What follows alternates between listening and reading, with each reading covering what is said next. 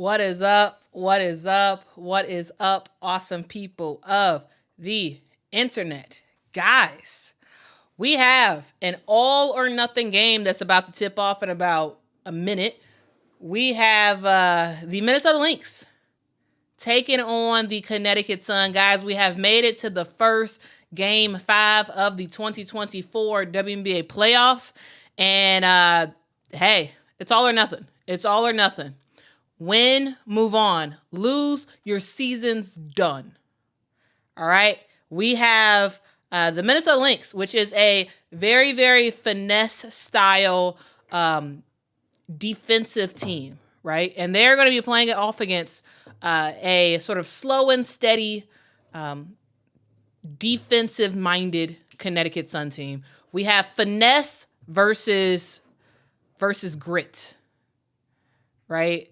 And it's about to be fun. It is about to be fun. This is about to be a tough matchup. We're going to see these players with emotions running high. It's going to be crazy aggressive. And I'm excited about it. What about y'all? Are y'all excited about it? Let me know in the chat, guys. Thank y'all so much for joining. Thank y'all so much for joining. We're about to have tip off right now, guys. We are, it's all or nothing. All or nothing. Let's go. I love big moments like this. I love it. I love it with a passion. What about y'all? I do have the Minnesota Lynx winning this game, but I'm curious to hear what you all have to say. For the starting lineup, we have DeWanna Bonner, Alyssa Thomas, Ty Harris, Brianna Jones, and Dejanay Carrington. This is the same lineup that won in Game 4. Was able to make that happen for the Connecticut Sun. And for the Minnesota Lynx, we have a very consistent starting lineup. We got Courtney Williams, Bridget Carlton, Kayla McBride, Nafisa Collier, and Alana Smith. Win or go home, all or nothing, go big or go home. It's about to be fun. It's about to be fun. And guys, just so y'all know, the game is happening in Minnesota. So the Lynx fans are heavy tonight. All right, we got Nafisa Collier tipping it off with Brianna Jones. All right. Ball is controlled by the Minnesota Lynx. Courtney Williams with the basketball. She's guarded by Dejanay Carrington. Courtney passes it down low to their main player, Nafisa Collier. Nafisa, turn around, jumper on Alyssa Thomas. Turns around and misses the shot. Rebound for Connecticut. Brianna Jones with the basketball. She gets it to Alyssa Thomas. AT, good backdoor pass to DeWanna Bonner, but Courtney Williams anticipated that and knocked it off of DeWanna Bonner. And it is Minnesota Lynx basketball.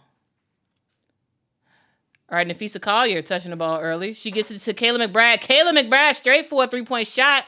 She barely grazes the rim, but the ball floats out of bounds. It is Connecticut Sun basketball. I actually did like that shot. I like that shot, even though she airballed it. That's the type of shot that Kayla McBride can absolutely hit. Ty Harris with the basketball. She goes in the paint, passes it off to Bree Jones, and Bree Jones with a mid-range bucket. That's exactly the type of shot that you need from Bree Jones. Alana Smith with the basketball. She gets it to Kayla McBride. Kayla off the screen. Kayla in the paint. Kayla McBride flips it up and in. Very aggressive by Kayla McBride.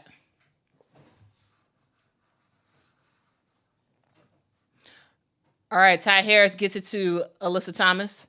AT, sizing up Nafisa Collier, puts it on the deck. She gets it to Ty Harris. 7 on the shot clock. Ty gets a screen from Brianna Jones. Ty into a mid-range shot at the elbow. Gets it up and in. Really good start by Ty Harris. Nafisa Collier with the basketball. She drives, turnaround, passes out to Courtney Williams. Courtney gets a screen to Kayla McBride. Kayla gets a screen. Kayla takes it all the way to the bucket. Kayla McBride. Oh, she misses the shot. Almost got her own rebound. But Bree Jones handles it, gets it up to Alyssa Thomas. AT. Back pass to Ty Harris with the 3-point bucket. Ooh, that's nice. Courtney Williams with basketball. Pulls up, mid-range jumper, gets it to go. Good shot by Courtney Williams. Ty Harris with the basketball. She gets a screen. Passes to Alyssa Thomas. AT to Juana Bonner. Bonner back to AT. She thought about the mid-range shot. Decides to back down Nafisa. Turn around. One-handed shot by Alyssa Thomas. She misses, but Brianna Jones is right there for the rebound and the putback. All right. Really good start in this game. Courtney Williams with the basketball. She gets it to Nafisa Collier. Nafisa. Really good defense by Alyssa Thomas. She just tapped it out.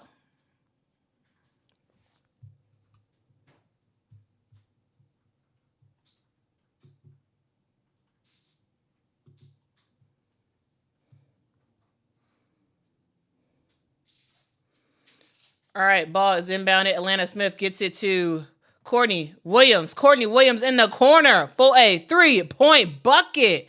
Okay. We got those threes to start the game. Ty Harris gets a screen from Brianna Jones. She gets it to Bree. Bree gets it to Dejanay Carrington. Carrington gets a screen to Alyssa. Back to Carrington. To Dewana. Dewana, long 3-point shot. Dewana misses. Rebound goes to Courtney Williams. Courtney gets a screen. Picks up a dribble. She passes it to Kayla. Kayla to Bridget Carlton. Bridget Carlton for 3. She misses the shot. Rebound is controlled by Nafisa Collier, and she does get fouled. And Nafisa Collier at the line. She makes the first free throw. We have Marina Mabry coming in the ball game for Brianna Jones. Good decision.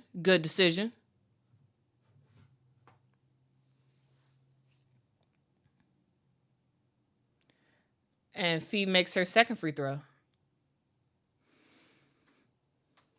The fans was booing Marina Mabry when she came in. All right, Alyssa Thomas with the basketball. She gets it to Ty Harris. Ty to Dewana. Oh, good defense by Courtney Williams. Ends up getting the steal. Courtney Williams to Nafisa. She misses the layup. Oh, but she gets her own rebound. She passes it around. Bridget Carlton for 3. Misses. Y'all, Atlanta Smith is fouling Dewana Bonner, but the refs are not calling it. Atlanta Smith fouled on that rebound, which prevented Dewana Bonner from getting it. Yeah, that was a foul. But Nafisa Collier had the basketball. Dewana wrapped her around, so we got a jump ball between Nafisa and Dewana.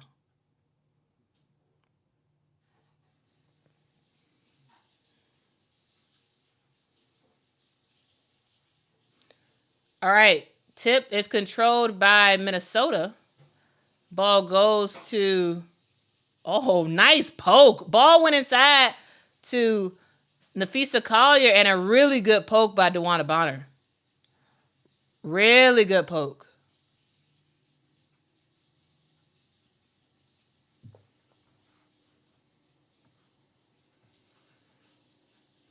All right, Courtney Williams with basketball. We got 5 on the shot clock. Time is winding down. She got to do something. She gets it to Atlanta Smith. Atlanta Smith misses the shot in the paint, but she does get fouled. That was a late foul. That was a late foul by Alyssa Thomas, but that was a foul. That was indeed a foul. So Atlanta Smith will head to the line for 2 shots.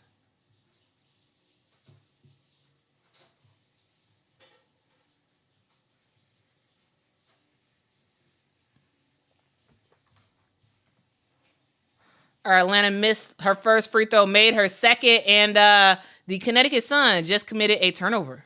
Wow.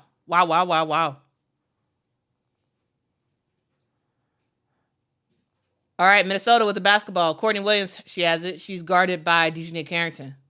Courtney to Kayla McBride. Kayla to Atlanta Smith. She's guarded by Dewana Bonner. She gets it back to Kayla. Kayla in the corner to Bridget Carlton. Bridget Carlton drives into the paint and gets the score on Marina Mabrey. Bridget Carlton just blew by Marina. Ty Harris with the basketball. Gets it to Alyssa. Alyssa tries to pass it down low to Dejanay Carrington, but Dejanay was crowded. Ball ends up going out of bounds. It is staying with the Connecticut Sun, and we have reached the first break of the game. What a fantastic start to this game. Fantastic start. We had the Connecticut Sun kind of come out early on their front foot scoring. This is something that we don't see that often from the Connecticut Sun. They are a team that historically does have slow starts. Today was a pretty fast start by the Connecticut Sun. They had the lead early. They were at one point winning 7-2, and then all of a sudden the Minnesota Lynx have come back. They've been able to calm down. I think that 3-point shot from Courtney Williams really did help this team sort of like, we got it. It's okay. So I would say really good start by both teams. But right now the momentum is with the Minnesota Lynx. Again, remember, they are at home. So, we have to be a little bit more mindful about what the Minnesota Lynx are doing, because it's not just about them playing well in the court. It's about the fans sort of just giving them additional energy. And so the Connecticut Sun, while the Minnesota Lynx are on this little run right here, the Sun have to make sure that that this does not get too far ahead, right? They got to make sure this does not get too far ahead of a lead for the Minnesota Lynx. Keep it close. As long as they keep it within 10, they're good. But to be honest with you, I really don't care who wins. I just want a really good basketball game. I want a close basketball game. So whoever wins, I do believe that the Minnesota Lynx will win this game. But, you just never know. You just never know who's going to win. But I really do appreciate y'all so much for rocking with me. If y'all could, please do me a huge favor and hit that like button. That really does help the channel out a whole lot. Guys, how are y'all doing? How was your day? How was your day? How was you doing? My day was a lot. I was pretty busy throughout the entire day. So, that's that. Got home and didn't have that much time before the live stream started. But we here, and we excited to watch some women's basketball. Hope you all are as well. And guys, just so y'all know, European basketball, European professional basketball does start this week. I will have a video out, I believe tomorrow, about starting the conversation about European women's basketball, because guys, players are overseas already. Players are already overseas playing basketball. All right. WNBA players are overseas. You got Timmy Fag-Benley, who just arrived in Turkey. She plays for Beşiktaş, the same team that Dana Evans and Nika Mule play for. But yeah, lots of players in the WNBA are playing overseas, and so we will have some videos talking about that. All right, we are back for the game. Alyssa Thomas inbounds it to DeWanna Bonner. DB misses the mid-range shot. Rebound goes to Nafisa Collier.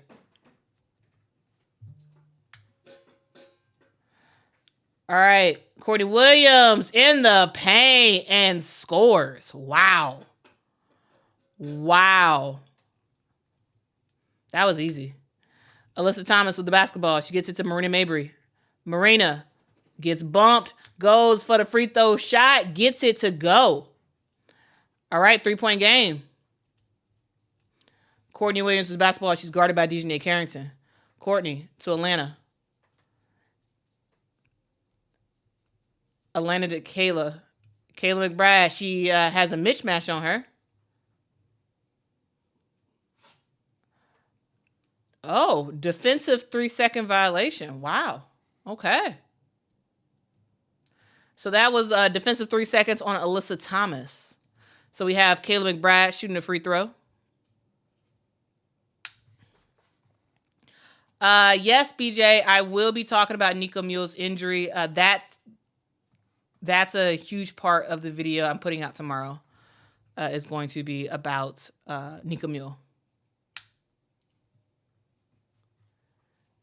She did tear her ACL and meniscus. Well, she has a ACL and meniscus injury last week.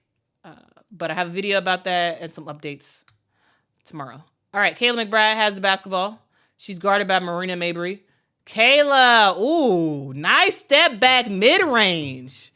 Oh, that was nice. That was nice. Ty Harris with the basketball. She gets it to Alyssa Thomas. AT passes back out to Ty Harris. Ty goes for the mid-range shot, hits the front of the rim.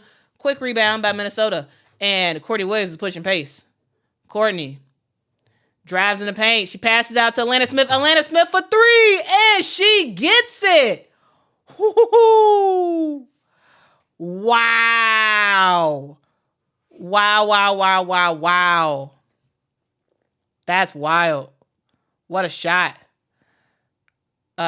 We got Marina Mabrey says, what you can do, I can do better. Marina for three. All right, Courtney Williams gets it to Kayla McBride. Oh my goodness, it's a 3-point fest. Kayla McBride for a 3-point basket. Wow. Okay. Connecticut, can you get a 3-point shot too? Marina gets it to Dejanay Carrington. Dejanay in the paint. Dejanay misses. Rebound goes to Bridget Carlton. Bridget Carlton looking to push. She gets it to Courtney Williams. Courtney to a wide open Kayla McBride. Kayla for three. Wow. Way to light it up. Minnesota Lynx. Wow. Kayla McBride.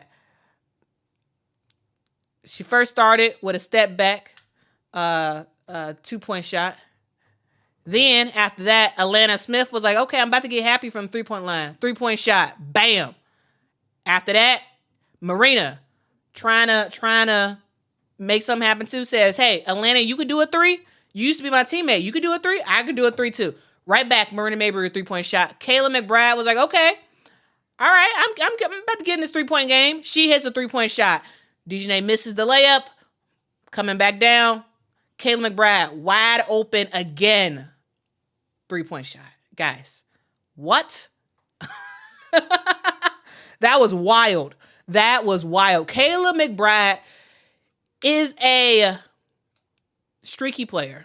When Kayla McBride gets hot early, oh, you better watch out. You better watch out. Because this can become a blowout real quick if K-Mac is killing from the 3-point line. Like it's gonna be wild if she can really get in the groove. Guys, remember, this is the same Kayla McBride who had 30 points a couple months ago. Right? This is the same K-Mac. Same K-Mac who had 32 points earlier this season with 7 3-pointers.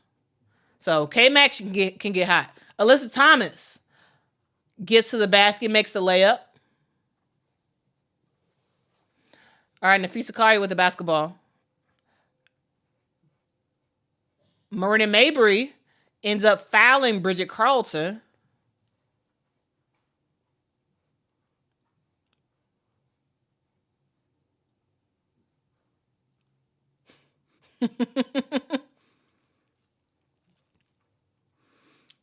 Guys, the Lynx fans do not like Marina Mabrey. They do not like Marina Mabrey.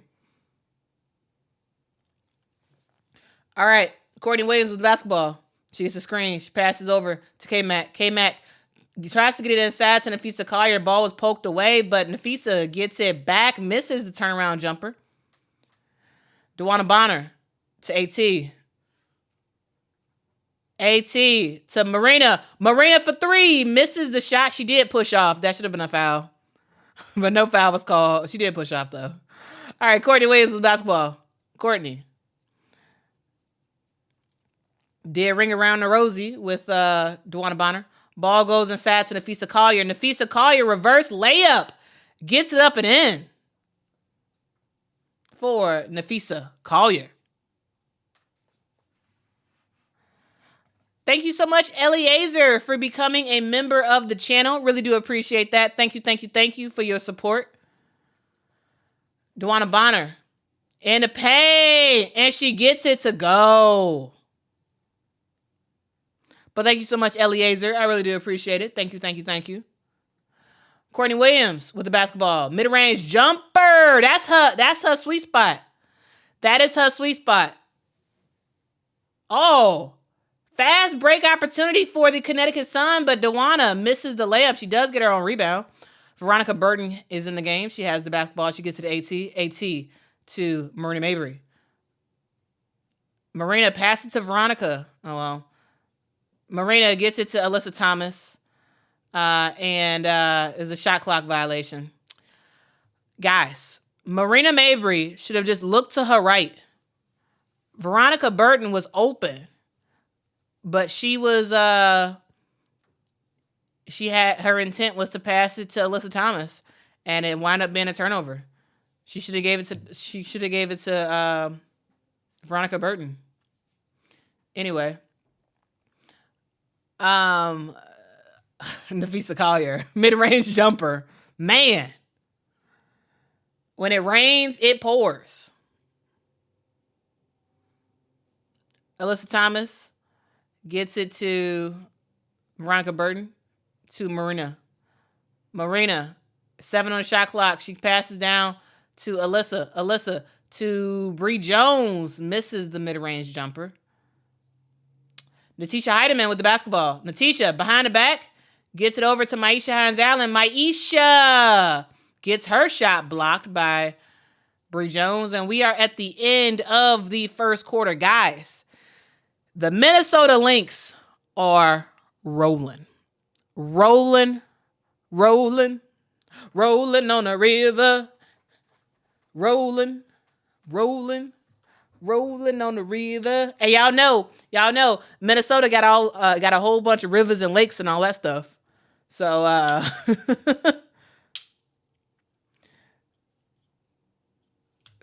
man, this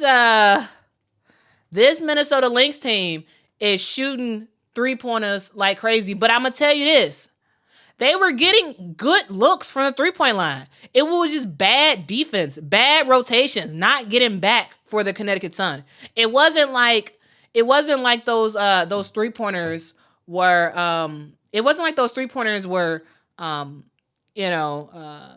really, really fancy. No, they were open. They were open 3-pointers for the Minnesota Lynx. All you got to do, Connecticut, is play some defense. You better play some defense. Okay? This Connecticut Sun team, they need way more energy than this. They need way more energy. So you gotta hustle. You're not winning this game by offense. Connecticut cannot score that much on offense to win this game. They can't outscore. If Minnesota keeps this up, Connecticut cannot outscore them at all. They don't have the shooting for it. But what you can do is buckle down on defense and make this a real game. Because if they don't buckle down on defense, it's over. The game is over, and it just started. If they don't get it together, this game should be way closer. But Minnesota, they're not playing great at all. Yo, Mike says, big wheel keep on turning. Fifi keeps on burning. Rolling down a river. I like that, Mike. A big wheel keeps on turning. Fifi keeps on burning. But we'll see. We'll see if this continues. We will see if this continues. BJ says, stay hot, Lynx. Rena says, I think it's over. Possibly.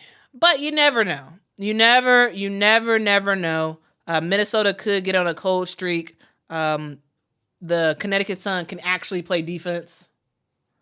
And so, yeah. Guys, y'all notice I'm having fun, right? Because this is basketball, man. This ain't very serious. This is fun entertainment for us. So I don't really care what happens. I'm just here for a good time. I am just here for a good time. But I'm gonna tell you this: if you are a Minnesota Lynx fan, don't get too excited. I'm just saying, don't get too excited. Don't start the party just yet, because the game is not over. Okay? The game is not over. Anything could happen. So, I'm just saying.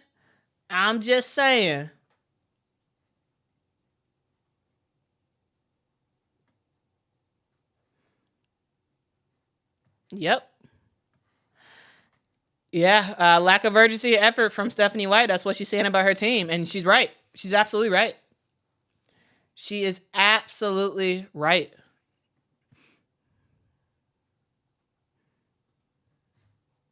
Leonard says, now I got to listen to that song. All right, Lisa Thomas with the basketball. She gets the screen. AT to VB. Back to AT. AT, mid-range jumper. Gets it to go. With the little shot put. All right, and Tisha Heidemann has the basketball.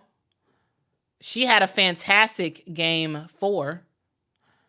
Are we seeing some? We're seeing some better defense. Some better defense by Connecticut. All right, Kayla McBride has the basketball. Ends up wide open again. Misses a 3-point shot. Rebound Connecticut. Ty Harris with the basketball.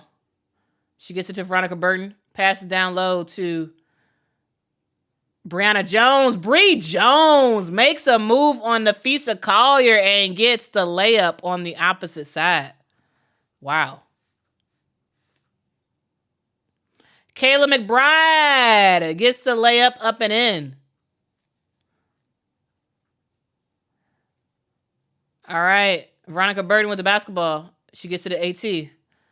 Alyssa Thomas to Marina to Veronica. She gets her shot blocked, but the ball was controlled by Brianna Jones. She does get her shot blocked as well. Natisha Heidemann takes it down low. Oh, my goodness. Oh, my goodness. Marina Mabry's down. Oh, man. I think Marina Mabry slipped on something and just messed up her ankle. Wow. It looks like she's crying. Wow, that looks bad. Oh, man. Man. Wow.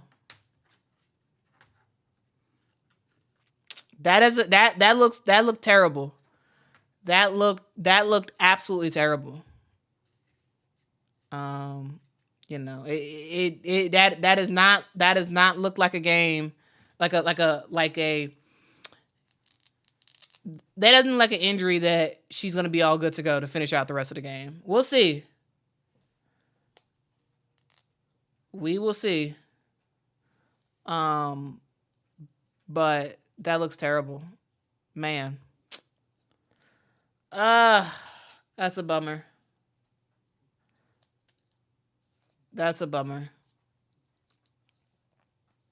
And you don't want a player to get injured on such a critical game like this. You really don't.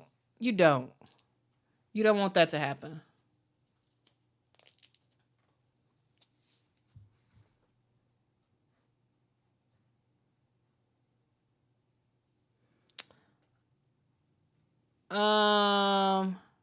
Williams says slippery spots on the court are very, very dangerous. I don't know if it was a slippery spot or if she because there's the camera people are like on the baseline.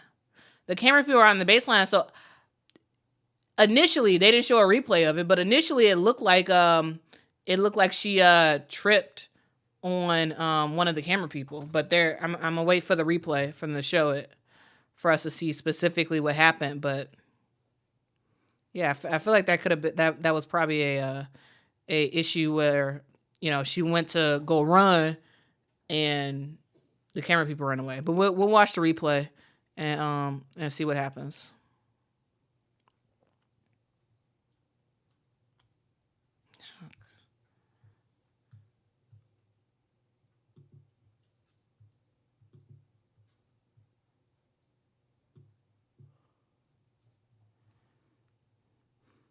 But we'll see what happens though.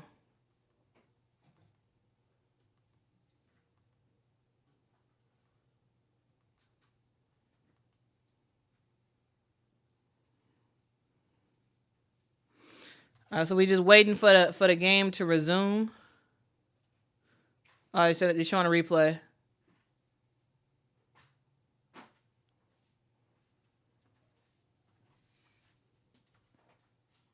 Yeah, yeah, it was the cameraman.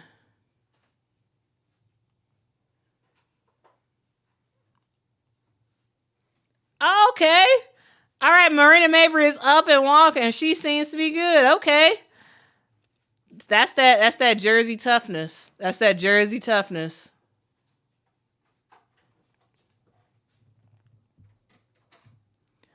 That's good to see her walking. But again, yeah, she it was one of the camera people.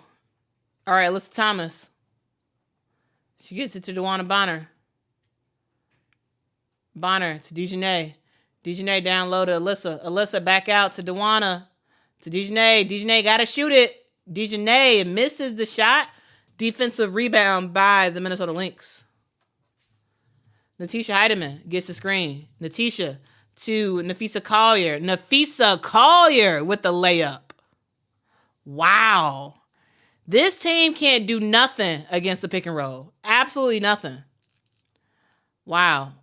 Alyssa Thomas gets into the paint, gets fouled, and she's going to head to the line for 2 shots.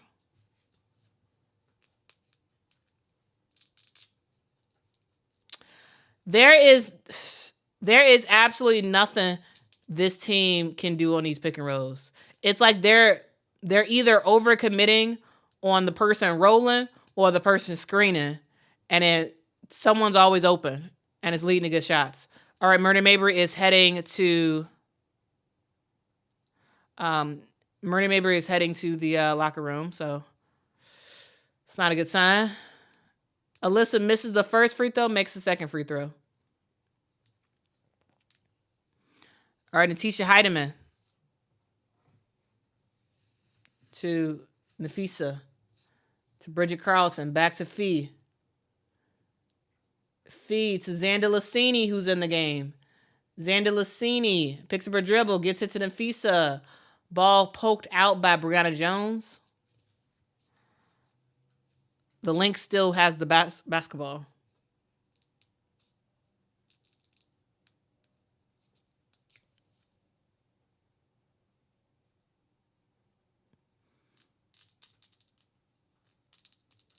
All right. Xander Lassini has the basketball on the inbounds. 3 seconds left to go. Xander Lassini, turn around. Jumper misses. Rebound goes to Dejanay Carrington. Dejanay gets the screen. She rolls. Good backdoor pass to Dewana Bonner, but looks like it was last touched by Dewana. Turnover. Wow. Wow. Natisha Heidemann.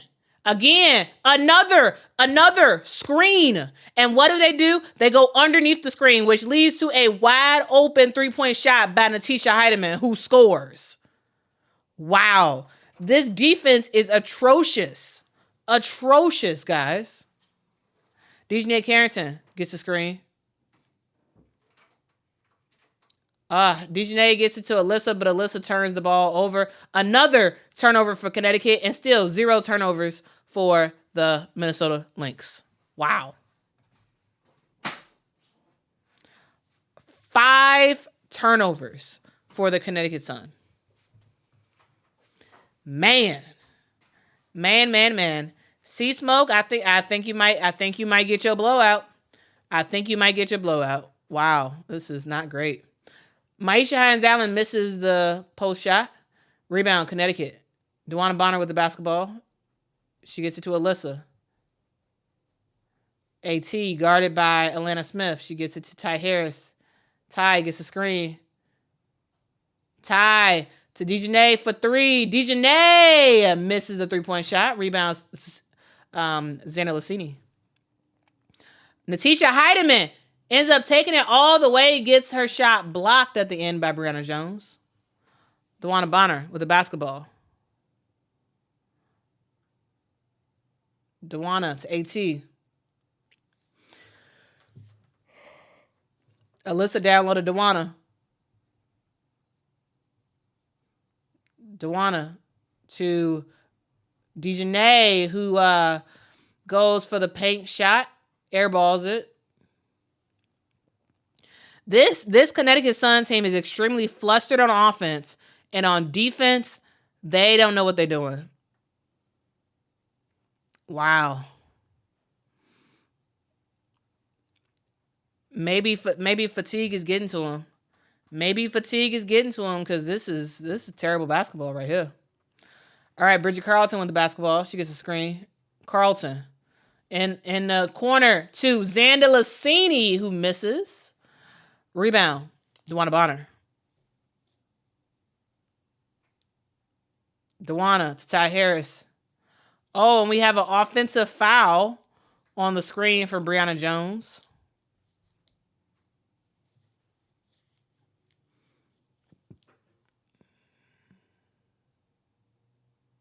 That's a foul. Yeah, that was a foul. Yeah, she leaned into the screen. That's a foul. All right, Courtney Williams with the basketball. She gets a screen. And another offensive foul, this time by Maisha Hines-Allen. On the court for the Connecticut Sun, we have DeWanna Bonner, Alyssa Thomas, Brianna Jones, Ty Harris, and Dejanay Carrington. For the Minnesota Lynx, we got Bridget Carlton, Alana Smith, Courtney Williams, Maisha Hines-Allen, and Cecilia Xanda Lassini. All right, Ty Harris with the basketball. She comes off a screen. She gets it to DeWanna.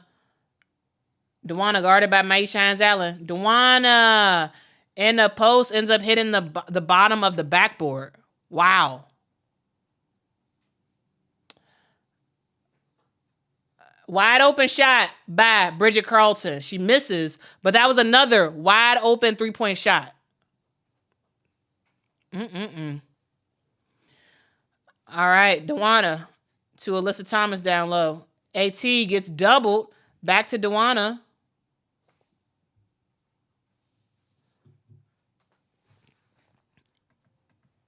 And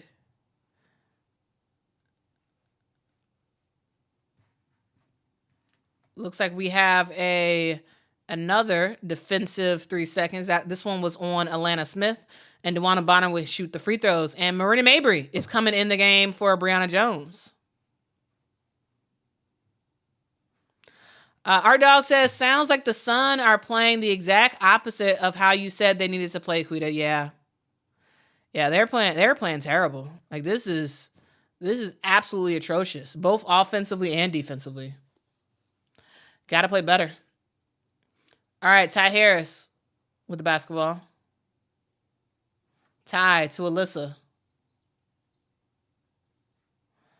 Alyssa, that was a bad pass to DeWanna Bonner.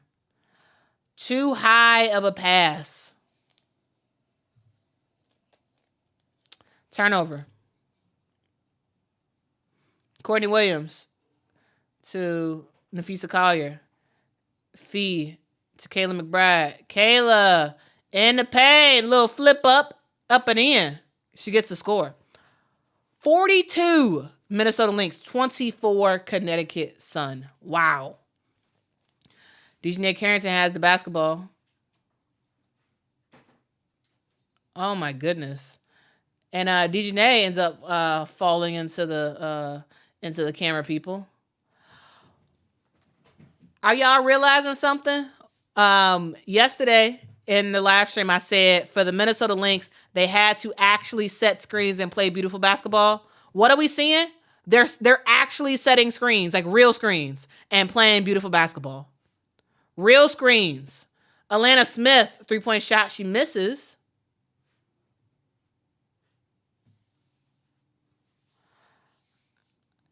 This is hey, they playing their game. They are playing their game. Even though Nafisa Kari doesn't have a lot of points, she's continuing to touch the ball most of the possessions. And they're actually setting real screens. And we're seeing success. Nafisa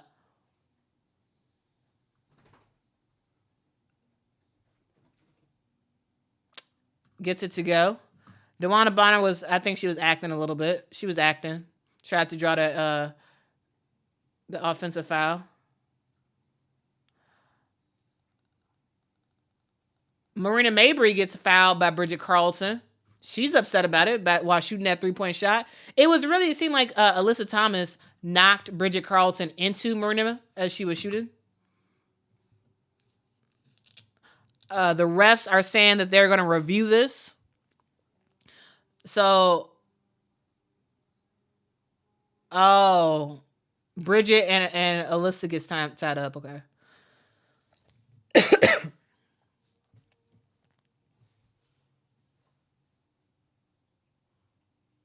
Oh, okay. So the refs are reviewing that, not for an upgrade, for off-ball timing.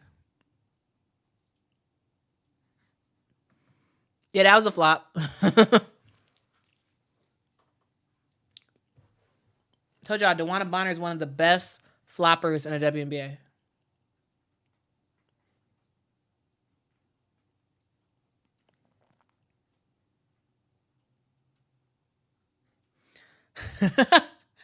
They playing what's going on for the ref review. That is awesome. That is awesome. Man. They said, and I said, hey, yeah, what's going on? Man, the arena people get a W for that song during official reviews. That's awesome. That's fire. But guys, we got a 20-point game. A 20-point game. This is not what you want to see for a game 5. A game 5, you want that thing to be close. Crazy close. That's what you want. That's what we want. We want a close game. But this game does not seem to be close. Seems like it's looking like an easy win for Minnesota. But we'll see.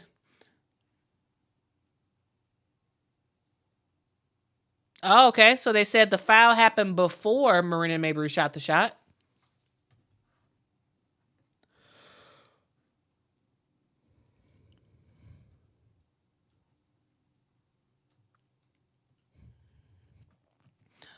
Bill says Target Center staff are based, have been for years. What does that mean? I have seen a lot of people online say that. I have seen a lot of people online say that whatever is base. What does that mean? Can someone give me a definition? I feel like I'm like out of the loop of all the lingo. Like I don't understand what that means. All right, side out of bounds. Connecticut inbound in the basketball. Alyssa Thomas has it. Gets it to Ty Harris. Ty Harris gets a screen. She gets it to DeWanna Bonner. DB. Just throws it up. Whoa! And she hits it. DeWanna Bonner with the shot clock going down, heave ho from 3-point line. She gets it to go. Wow. They say the first field goal in 6 minutes. That's crazy. Crazy. Kayla McBride, 3-point shot. She misses. Rebound, Dejanay Carrington.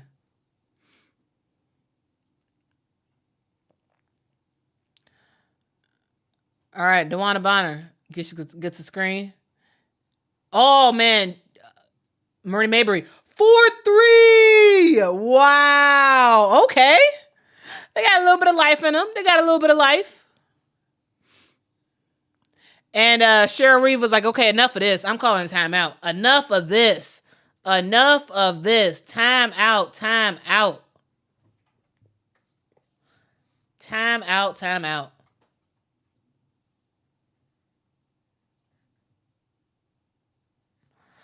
Alicia says, hey, Quita, I just hope the Lynx don't let up. Well, they starting to a little bit, and Cheryl Reeve is about to nip that in the bud. She about to nip that in the bud.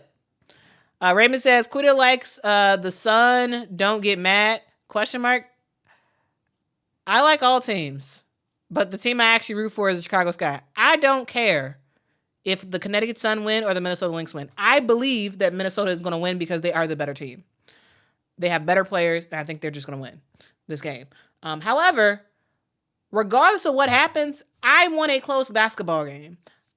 I don't want to see a blowout. Like, when I watch basketball, regardless of who I'm rooting for, I don't want to blow out. Even when I watch Sky games, I don't want the Sky to just blow people out. I want competitive games, and so I'm gonna be rooting for when Connecticut scores, I'm gonna cheer for them. When the Minnesota Lynx score, I'm gonna cheer for them. Because I love basketball. I love close basketball games. I want this game to be close. Not because I like the Connecticut Sun. It's because I like close games. I like competitive games. I like games where the game is decided in the last 2 minutes. Those are my favorite games. I love it close. Love it close. So if that makes me a Sun fan, I don't know how. If that makes me a Lynx fan, I don't know how. I just love the game of basketball. Not everybody who watches these games actually care who wins. Because I know a lot of y'all usernames. I see a lot of y'all usernames all the time. There's a good amount of y'all who are not Connecticut Sun or Minnesota Lynx fans. Y'all just love basketball, and y'all just excited to watch some basketball. And so that's what it's all about. That is what it is all about. Well, thank you so much, Vic. Appreciate you so much for the super chat. Says, so fun watching the game with y'all. Thanks, Quita. Well, thank you. Thank you for rocking with me. Really do appreciate it so much. Really do appreciate you rocking with the channel. Appreciate you.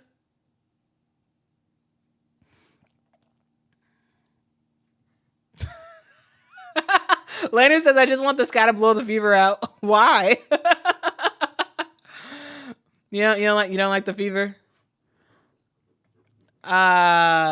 Liddy says that DoorDash commercial. I guess I didn't see it. I guess I missed the DoorDash commercial.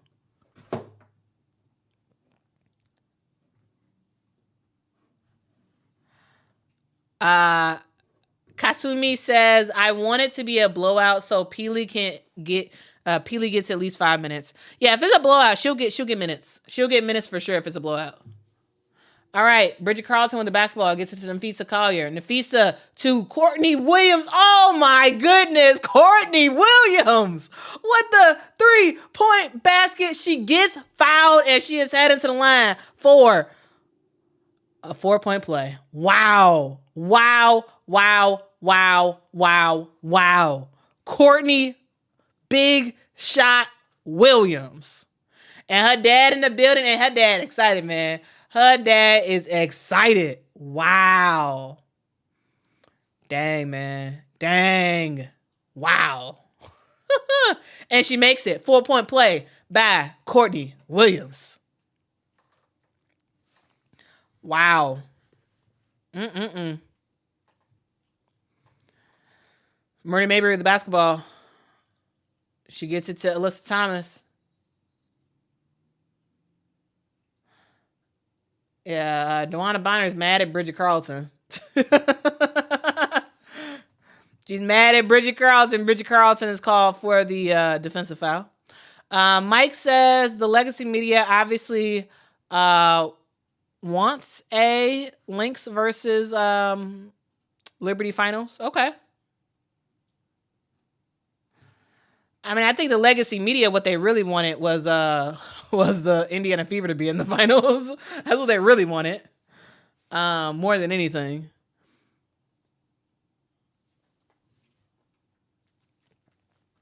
All right, DeWanna Bonner inbounding the basketball. She gets it to Alyssa Thomas.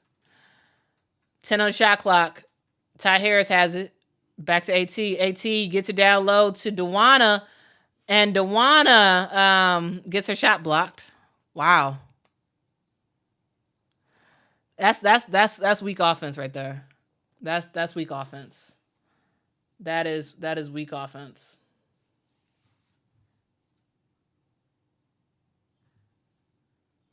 All right, AT. She gets it to Ty Harris. Ty Harris in the paint misses the shot. Miles says Sun discombobulated. They are. The Connecticut Sun are absolutely discombobulated. And what a word. What a word. Discombobulated. They are.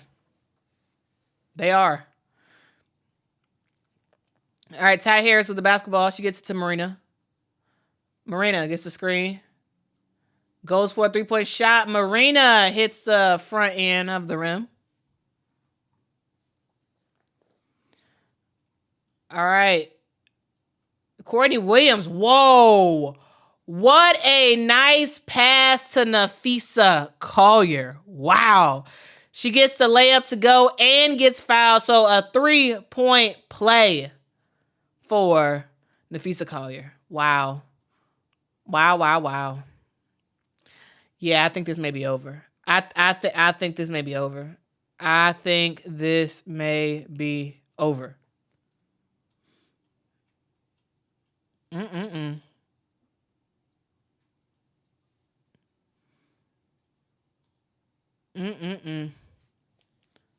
right, Nafisa made that free throw.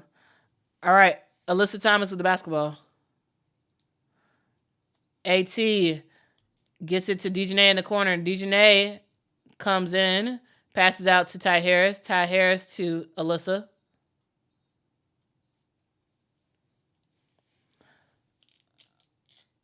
Oh, there's a defensive foul on Nafisa Collier.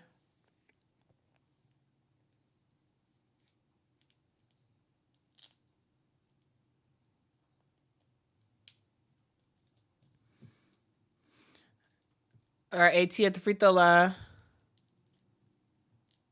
Makes it.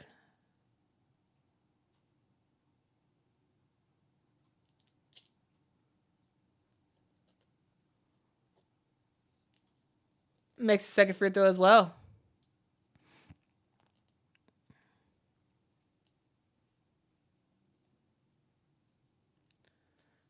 All right, Courtney Williams with the basketball. We got 14 seconds left on the clock for the end of the second quarter. Courtney Williams gets it to go midi range. Wow. Ty Harris gets fouled on a shot. So she's going to head to the line. 3.4 seconds left. And Courtney Williams is shaking her head upset. Courtney Williams, your team is winning. You should be fine. You should be fine. Your team is winning.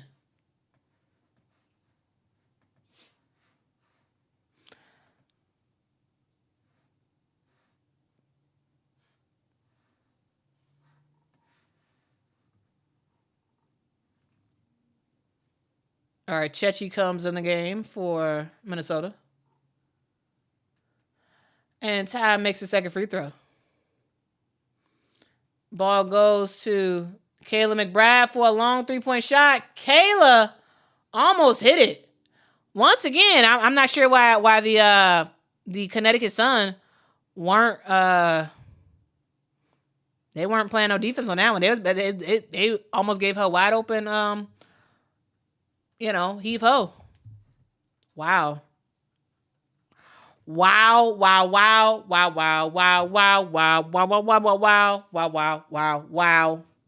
The Minnesota Lynx are absolutely dominating right now. Abso-freaking-lutely dominating. Let's talk about what they've done. Let's talk about what they've done. We have seen 3-point shot after 3-point shot after 3-point shot by the Minnesota Lynx. They are shooting the ball efficiently. They're shooting 40%. They're shooting 40% from the 3-point line, 55% overall for the for the Minnesota Lynx. They are hitting shots left and right. And it all started with Kayla McBride. Kayla McBride and Courtney Williams hitting a couple 3-point shots and getting some twos in there, right? It's wild what this team is doing. And Nafisa Collier only has 13 points. This game would be Minnesota's either if Nafisa Collier went off or the other players showed up. And it looks like the other players are showing up. 15 points, Courtney Williams. 14 points, Kayla McBride. 13, Nafisa Collier. That's what this team can do. They can spread the love. Everybody can eat for the Minnesota Lynx. And they're eating right now. They're absolutely eating right now. Guys, we're going to take a quick break, and we are going to be back to narrate the second half because, guys, I think the second half might be a dumpster fire.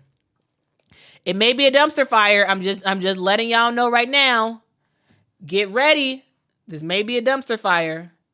We may see an absolute total blowout in the second half. So you are forewarned. You are forewarned, guys. Let's take a quick break. As y'all usually know, we about to play some music as the break happens. But I do thank y'all so much for rocking with me. Thank you so much. If y'all could, please do me a huge favor and hit that like button. It really does help the channel out a whole lot. Also, make sure to subscribe to the channel. Also, if you are interested in joining the channel as a member, you can do that by hitting that join button. Really does help the channel out a whole lot. I appreciate y'all so much. Thank y'all so much for rocking with me. Thank you so much. Frank is funny. Frank says Quita is a lover, not a fighter sometimes. Okay.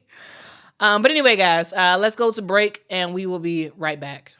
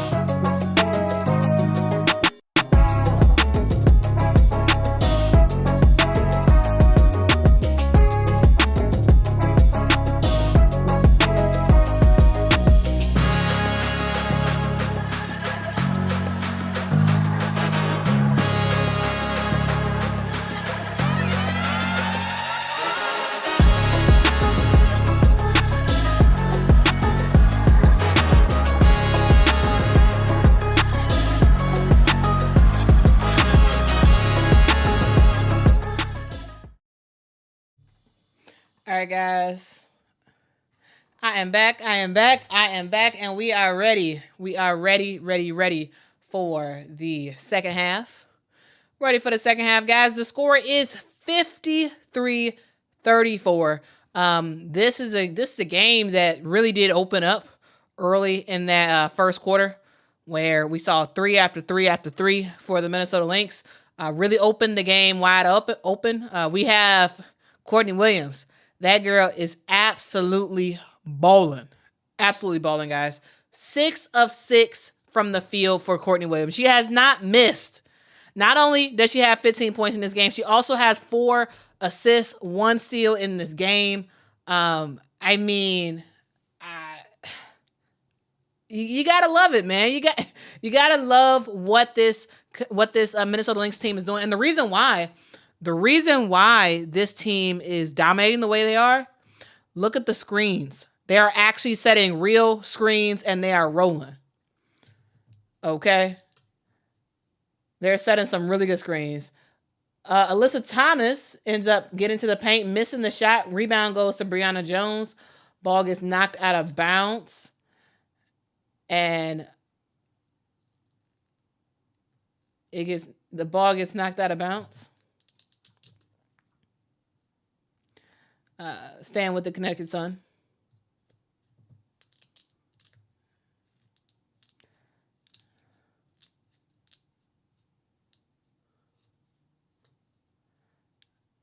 All right, they're going full screen on Cheryl Reeve, but like, what's happening with the game?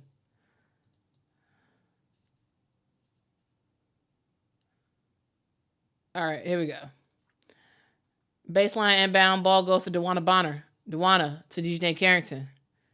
Dejanay thought about 3-point shot, decides to put it on the deck. Dejanay misses the shot, gets her own rebound, gets the putback, gets fouled, and she's going to head to the line for 2 shots.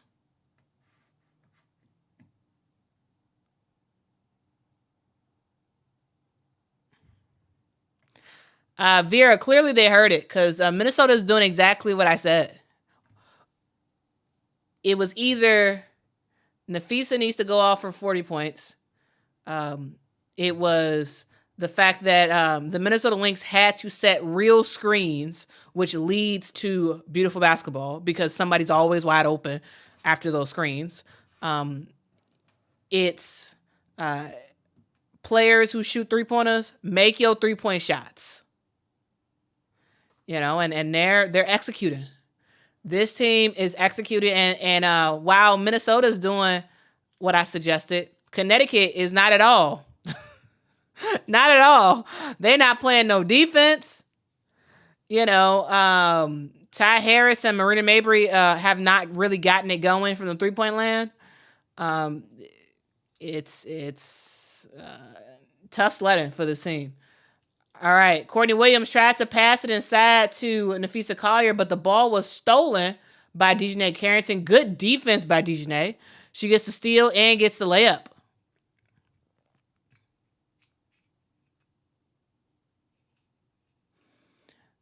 All right, Courtney Williams gets the screen. Gets it to Nafisa Collier. Oh, once again, Dejanay Carrington steals the basketball. Wow.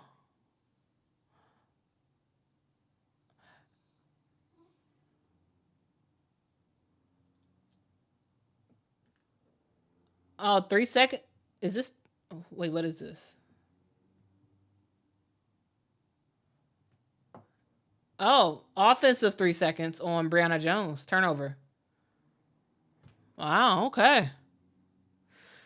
These refs are serious. Serious about 3 seconds. All right, good block by Brianna Jones. She blocked Kayla McBride's shot. Alyssa Thomas gets it up to Dejanay Carrington, who misses the shot, but she does get fouled. So she's going to head to the line for 2 shots.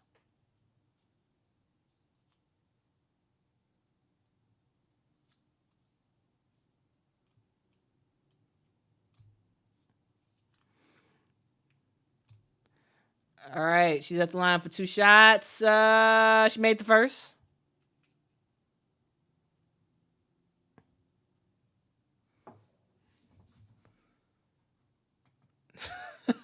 The game is that stressful, League? The game is that stressful.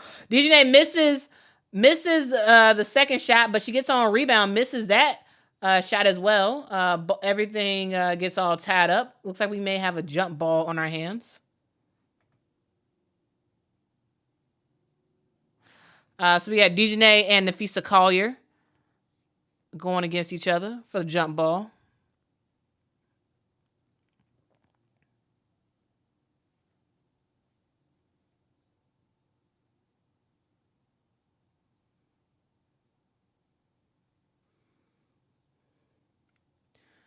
All right, let's see what happens.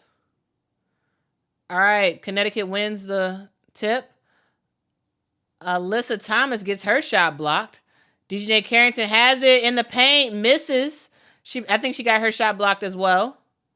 Ball goes out of bounds, and it is Minnesota Lynx basketball. All right, Courtney Williams to Bridget Carlton. Carlton back to Courtney.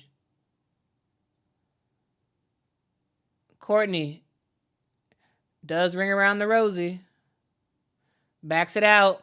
It's 4 seconds on the shot clock. Courtney Williams got to do something. Courtney goes up for a tough mid-range shot. She misses. Rebound goes to DeWanna Bonner.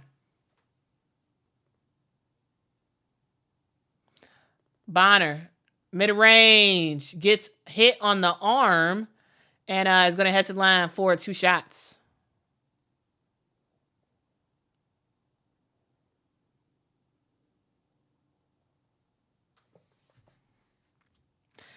Steph White did something. Steph White did something because this team is playing with a little bit more intensity than they did at that at halftime. So better late than never, I guess. We'll see if they're able to cut it down.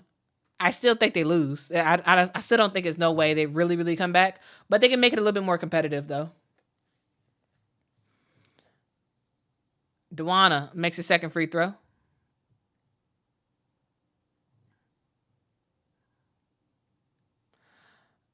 All right, the crowd is getting into it, trying to urge their team on. Kayla McBride with the basketball. She gets it to... Oh, terrible pass. Kayla McBride was trying to pass it to a cutting Alana Smith. Ends up turning it over. Ball goes out of bounds. So Cheryl Reeve is upset.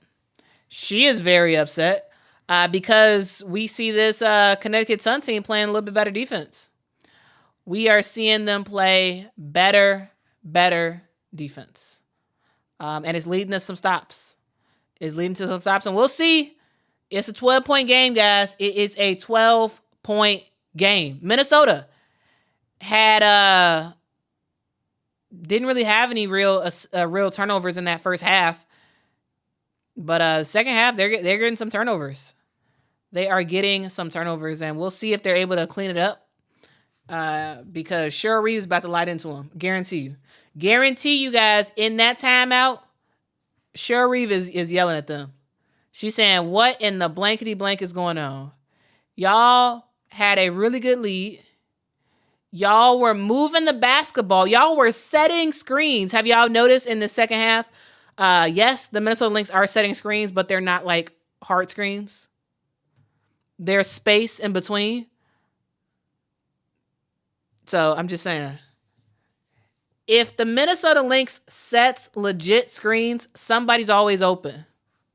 But if you don't set real screens, you ain't getting open like that. You ain't getting open.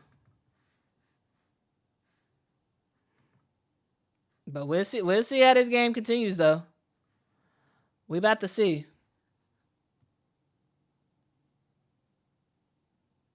We are about to see.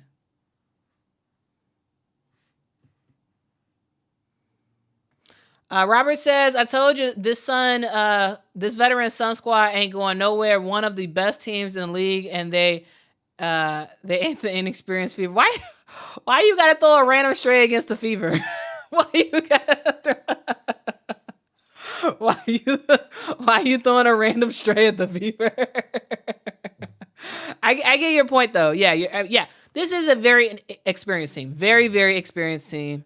They have players who have weathered the storms in the playoffs and whatnot, and so they can come back. Again, do I think they will? No. But they can. They absolutely can.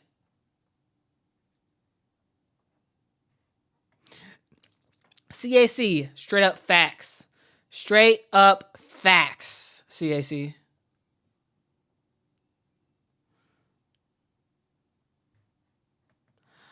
Timeout says that core is never winning a ring. Thomas and offensive liability, and Bonner and Carrington can't shoot. I will say this. Yes, Alyssa Thomas can't shoot three-pointers, but I don't think she's an offensive liability. Especially when she's passing the basketball. But yeah, DeWanna Bonner doesn't have the same shot that she's had in the past. And Dejanay Carrington, she's not that type of shooter. So that's why they need Miriam Avery and Ty Harris. Speaking of Ty Harris, she has the basketball. She gets it to Brianna Jones. Bree Jones to DeWanna. DeWanna picks up her dribble, Passes it to Bree Jones. Bree Jones with a little bit of hook shot. She misses. Rebound to Fisa Collier. Courtney Williams with the basketball. Courtney to Atlanta Smith. Atlanta gets it down low to Nafisa Collier, who gets fouled. That's a foul on DeWanna Bonner.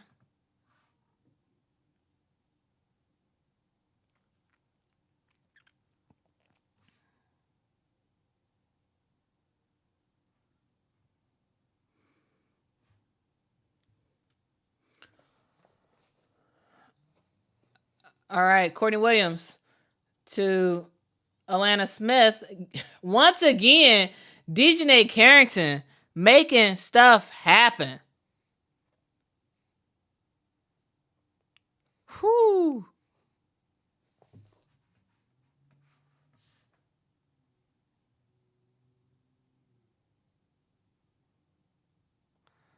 Wow, wow, wow.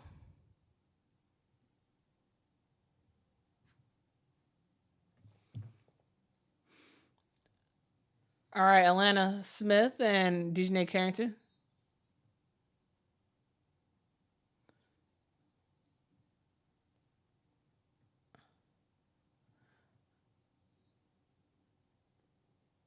Okay, jump ball violation. I think that was on Dejanay Carrington. So Minnesota Lynx taking the ball out of bounds. Ball goes to Courtney Williams. Courtney to Kayla McBride. Kayla gets the ball tied up, and we got another jump ball.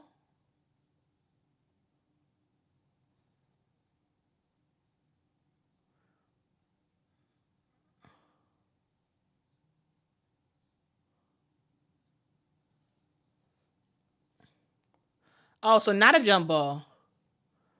Okay, it's a clock issue, not a jump ball.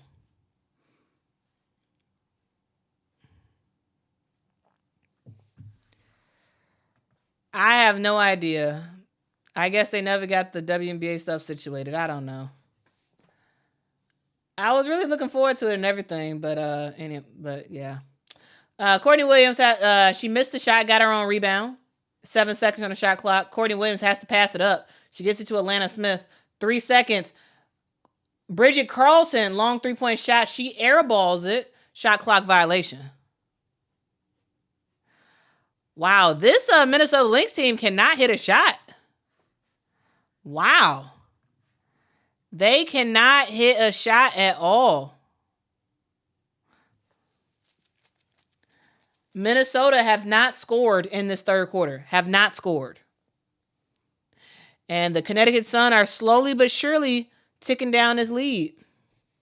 Ty Harris with the basketball. She gets it to Alyssa Thomas. AT has Nafisa Collier on her.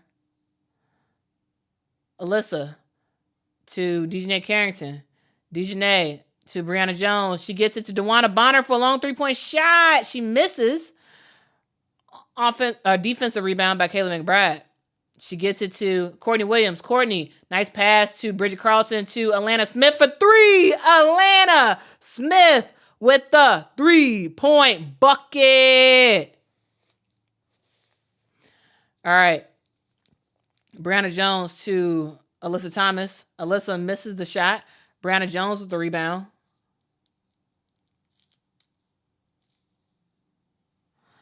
Ball goes out of bounds, and it is Minnesota Lynx basketball.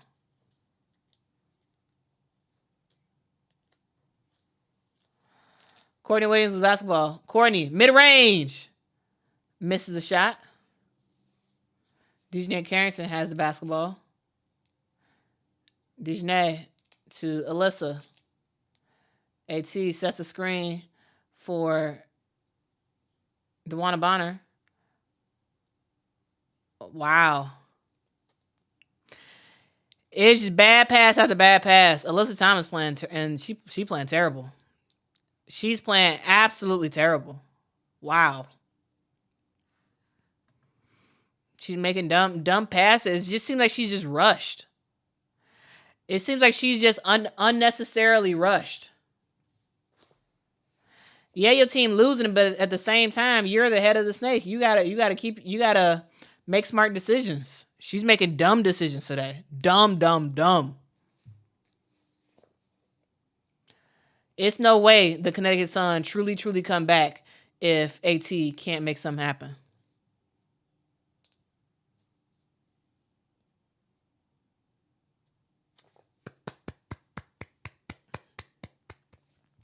Everybody clap your hands. All right, Dewana gets the ball stolen. Courtney Williams, and she gets the layup to go. Y'all, Courtney Williams is in her bag today.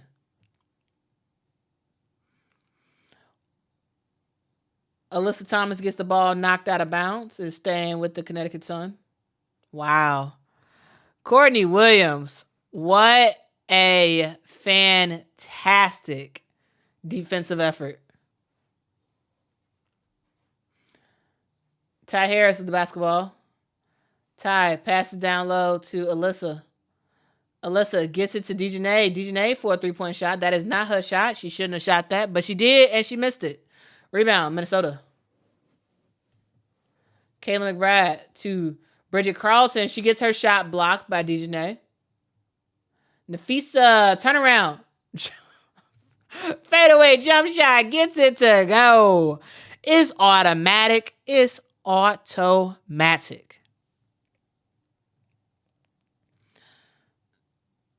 All right, Ty Harris to Dejanay. Dejanay turns over the basketball. Alana Smith with it. She gets it to Nafisa Collier. Collier in the paint. Of course, gets it to go. Wow. And just like that, this team turns up the momentum. Wow. The Connecticut Sun were on a 7-0 run in the third quarter, and then all of a sudden, the Minnesota Lynx woke up and said, "Oh, are we playing a basketball game? I think we're playing a basketball game. I think we got to shoot some shots." And so they did.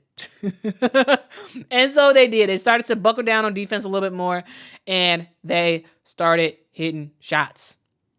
It wasn't until the 5-minute mark where Minnesota finally scored in this quarter. And then Alana Smith, what do we do? 3-point shot. Then Courtney Williams steals the basketball, gets an easy layup. Right? Then Nafisa, turnaround, mid-range, jumper on and then she does it again. So I'm just saying, man, it's just like that. The Minnesota Lynx can come right back. And Connecticut, they ain't got no answer. They don't have an answer. They don't have an answer. All right. Alyssa Thomas tried to bulldoze Natisha Heidemann. AT, why you she doing this? Why is she trying to challenge that? Why? That's an offensive foul. AT, that's an offensive foul. I don't know what you're trying to review. All right, anyway, Natisha Heidemann gets it to Atlanta, to Bridget Carlton. BC to Kayla McBride. Money McBride misses a shot. DeWanna Bonner gets it to Alyssa Thomas. Cross-court pass to Veronica Burton. Burton gets into the lane and gets the ball tied up by Nafisa. The Connecticut Sun do not have a shooter on the court right now. They don't have a shooter on the court. I don't know how you expect to come back when you don't really have a shooter on the court. You have DeWanna Bonner, Alyssa Thomas, Brianna Jones, Dejanay Carrington, and Veronica Burton on the court. None of these are sharpshooters. None of these. So I'm surprised. DeWanna Bonner goes for a 3-point shot. She misses. Rebound is between both Nafisa and Brianna Jones. They do tie it up. It is a jump ball. I don't understand the personnel on the court right now. I don't understand it. I don't. Dejanay Carrington, 1 of 9 from the field. DeWanna Bonner, 2 of 9 from the field today. Alyssa Thomas keeps turning over the ball left and right. She can't hit nothing. Alana Smith ends up getting fouled by Brianna Jones.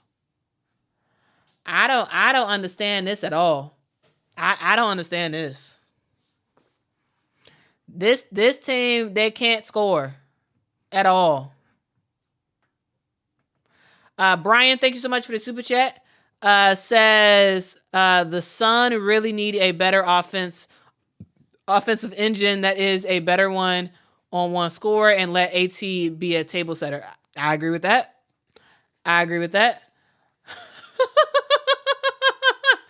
Nafisa Collier with the 3-point bucket. Wow. It's crazy. This is crazy. Oh, Dejanay Carrington, nice pass. Fantastic pass to Brianna Jones. That was nice. That was nice. Nafisa, spin move in the paint, misses the shot, but she does tap it out towards one of her teammates, but the ball ends up getting knocked out of bounds. It is Connecticut Sun basketball.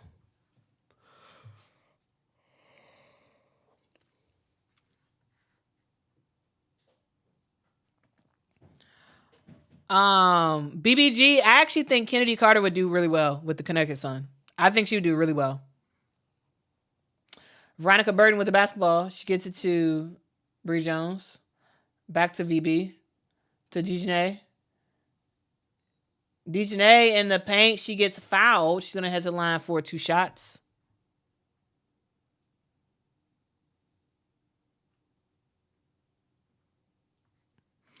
Mabry is on the bench. In the first half, she did twist her ankle pretty badly. She did come back in the game, but it could be a situation where, you rest for halftime and your ankle swells up or something. We don't quite know.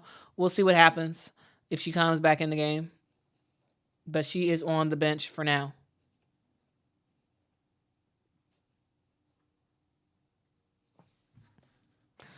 Rasa, she signed a contract extension with Nike.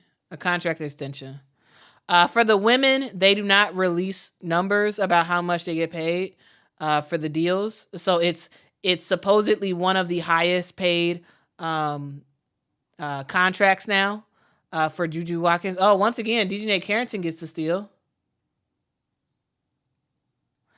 Ball gets knocked out of bounds. It is staying with the Connecticut Sun. We don't know exactly how much Juju's getting paid, but she was originally signed with Nike. It's just she signed a contract extension, and that extension allows her to be one of the highest paid Nike athletes for women's basketball. Now, who she compares with, I assume Caitlin, but who else? I don't know, because they don't release actual numbers for the women. All right, Nafisa Collier with the basketball. She picks up her dribble. She gets it to Courtney Williams. Courtney Williams, mid-range, assassin, misses the shot. Thank you so much, Rasheen, for the super chat. Really do appreciate that. Says Liberty versus Lynx will be epic for sure. Facts on facts. Yes, I think that's going to be a great matchup. I think that's going to be a really, really good matchup. Really, really good matchup.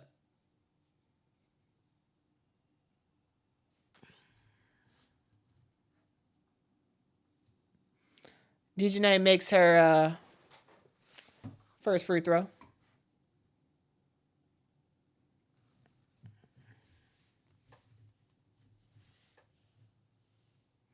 Makes her second free throw.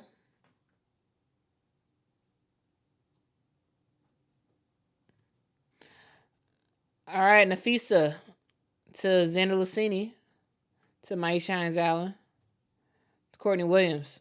9 on the shot clock, gets it to Nafisa Collier. Fee passing the corner to Xander Lucini. She gets her shot blocked by Veronica Burton. Oh, man. It was a fast break opportunity for DeWanna Bonner, but she misses the layup. Wow. Courtney Williams gets to the lane, misses the shot herself, and we have hit the end of the third quarter, guys. The score is 65 for the Minnesota Lynx, 48 for the Connecticut Sun. Brian says, thank you so much for the super chat. Brian says, I'm surprised it took this long for the Sun to start switching picks. They definitely have the personnel for it. Yeah. Well, this Connecticut Sun team is completely out of whack. They started off the third quarter pretty well, but ultimately they were not able to get all the shots that they needed, knowing that this Minnesota Lynx were going to come back. So it's kind of wild. It is kind of wild.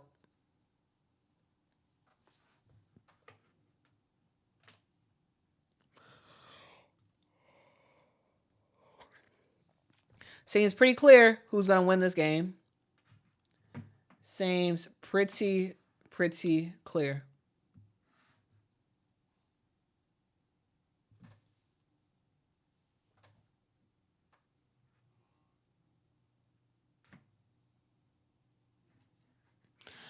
Mike says missing those bunnies. Yeah. It's not good. It is not good. Carmelo says Carmelo's calling the game. Yeah, I think you're right. Yeah, it's over. Yeah, I think it's over.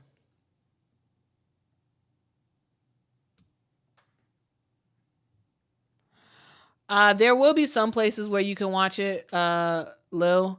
I am going to be making a video about overseas play. I actually might have it. Question for the group. You guys can actually determine what happens. We're at the end of the third quarter, so commercials. But for tomorrow's live stream, do y'all want to cover everything you need to know about overseas play, meaning the Chinese league, the European leagues, and who's playing in what? Or do you all want me to preview game 1 of the WNBA finals? What would be most helpful? I am interested in both, so I don't really care which one I do. But let me know, guys, because the finals start on Saturday. I mean, not on Saturday. The finals start on Thursday. And tomorrow's Wednesday, and so yeah. What do y'all want me to cover? Do y'all want me to cover everything you need to know about overseas play, or a preview of game 1 of the finals? So let me know.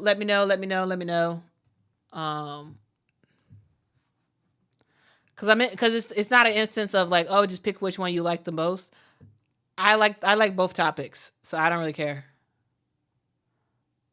So let me know. Let me know. Mike says AT nearly averaging a triple-double with no shoulders, and y'all calling her offensive liability is truly crazy. Facts. I mean, she's playing terrible today. But like, you know, usually she ain't playing like this. Usually she's not playing like this.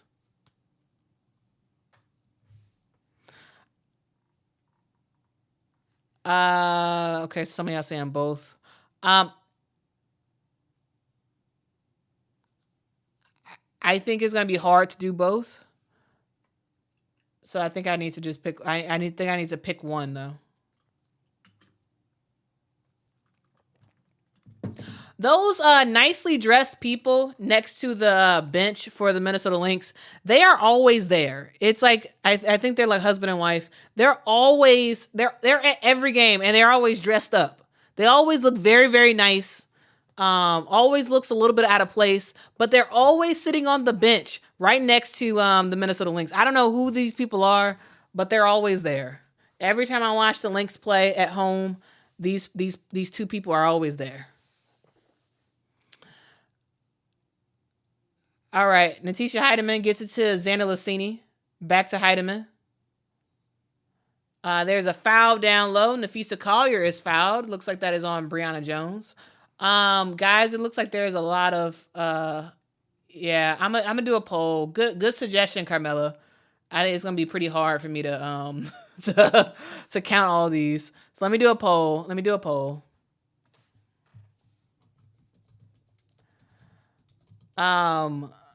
Courtney Williams gets it to Maisha Hines Allen, who scores.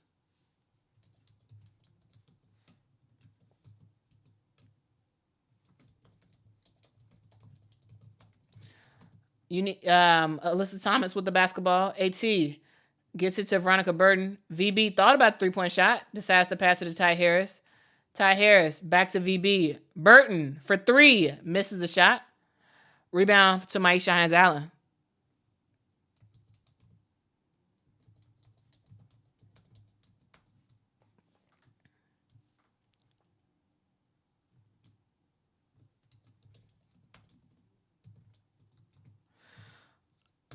One of these days, Katie Smith will be a head coach in the WNBA. I'd say that. It was a turnover. Courtney Williams couldn't handle the basketball.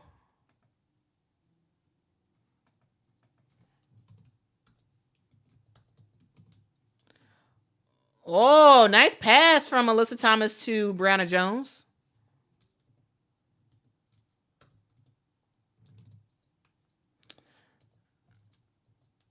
Natisha Heidemann gets it to Nafisa Collier, who surprisingly misses that shot.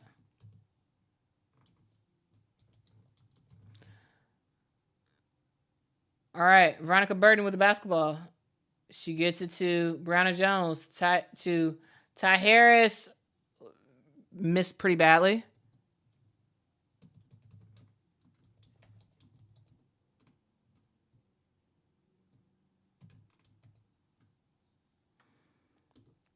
Wow. Wow. Nafisa Collier. Guys, did y'all know her husband is a basketball trainer? Did y'all know that?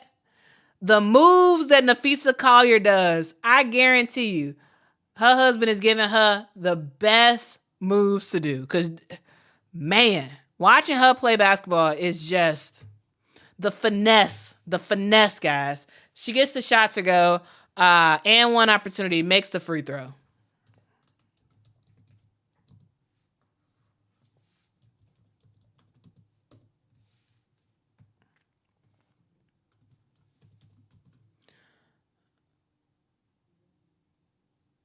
DJ Carrington makes the layup and gets fouled.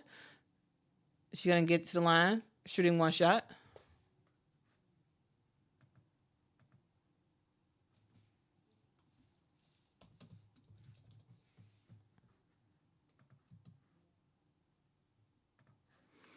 All right, the poll is up. Please do the poll. What should I cover tomorrow? Please do that. All right, DJ makes the free throw. All right, Nafisa Collier with the basketball. Fee to Bridget Carlton. Bridget to Alana Smith. Alana. Backdoor pass. She was trying to get to Kayla McBride, but the ball was stolen. DJ Carrington misses the shot. Brianna Jones gets the rebound, gets the putback. All right, 15-point game. We got 7 minutes and 26 seconds left to go. 15-point game.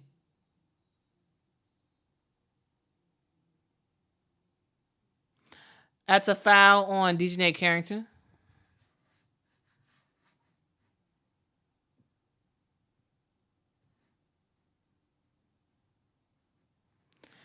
Lil says it's a ball game, y'all. You think so? Not quite. I think we got to get it to 12 in order to call this a ball game again. They got to get it to 12. All right. Kayla McBride for a 3-point shot. She misses.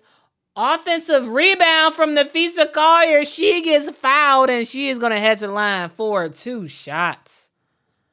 Wow. Wow.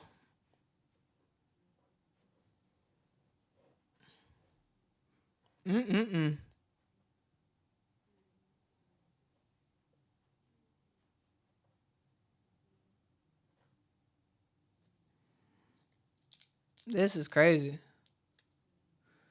Nafisa makes the first free throw.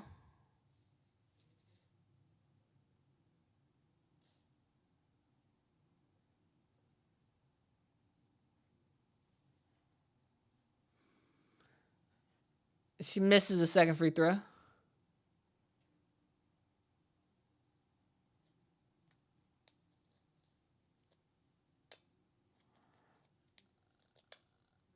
Dejanay turns over the basketball.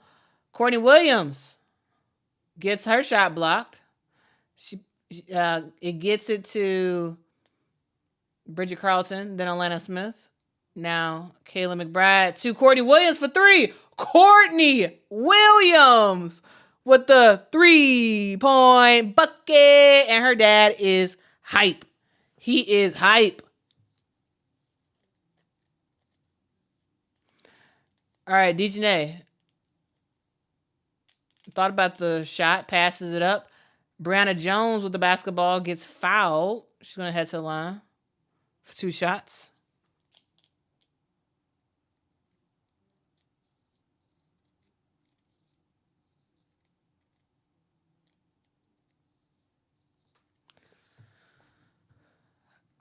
Rachel says, are you going to talk about this game, post game, or go to sleep? I'll do a quick post game. Yeah, I'll do a quick post game after the game is over.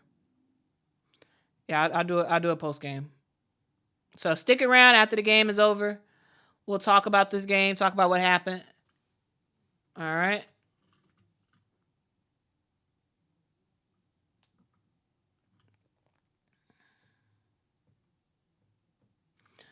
All right, Courtney Williams with basketball.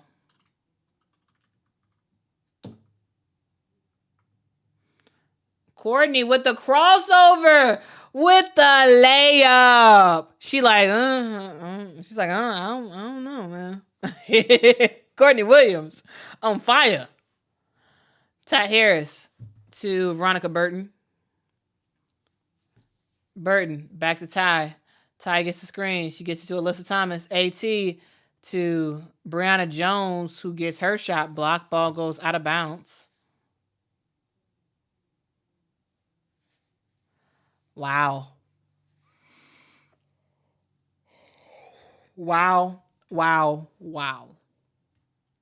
Too-wee.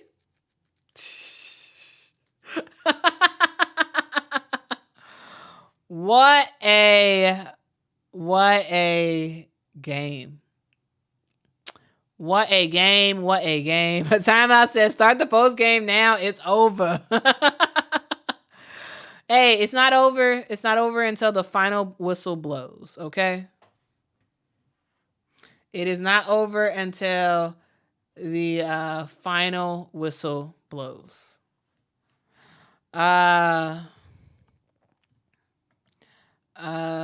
see what else I got to say. Charles says, you're a dedicated woman, Quita. We're lucky to have you. Well, I'm lucky that you all are rocking with me. The thing about it is I would be watching this game regardless. I would be doing a post game regardless, even if even if no one but my mom is listening. So the good thing about this channel is a lot of this stuff I would be doing anyway. Like the random research about overseas stuff, I would be doing anyway. A lot, the thing I love about doing this is that this is exactly the thing I've been doing for forever. This is the idea of making a channel about women's basketball is like partially the easiest thing I've ever done and also the hardest thing I've ever done. Easy because this is what I'd probably be doing anyway. Hard because, you know, you put stuff on the internet and it's like it's there for forever, and like you got to be a little bit careful about like not saying nothing stupid. Right? But yeah, I really dig doing this stuff, and I really do thank you all so much. I really do. Thank you all so much for rocking with this channel. I know there's a lot of channels y'all could be watching. There's a lot of channels y'all can be rocking with, and absolutely, you know, nothing wrong with that. But the fact that you all choose to come over here to this channel is much appreciated. Y'all don't have to do that, but I appreciate y'all. Yeah, I appreciate y'all rocking with me because y'all make this thing an actual community. You make it an actual community, not just a random person in the ether shouting about how much they love the WNBA and women's basketball, right?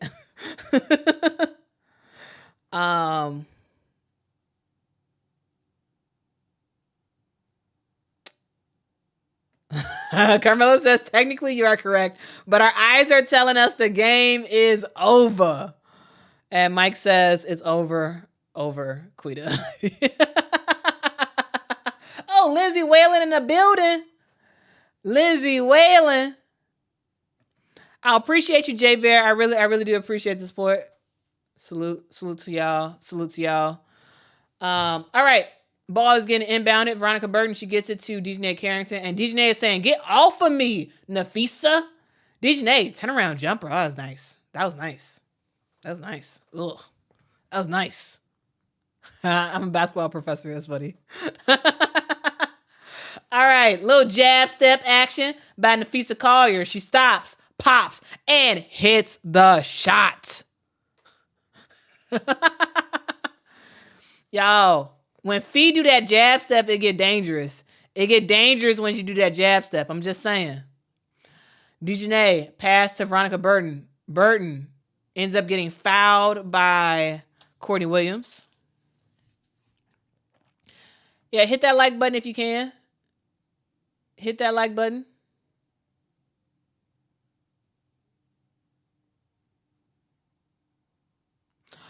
Oh, thank you so much, Jay Ball. It says the sideline couple is Lynx owner Glenn Taylor and his wife Becky. Okay, thank you. They're always there.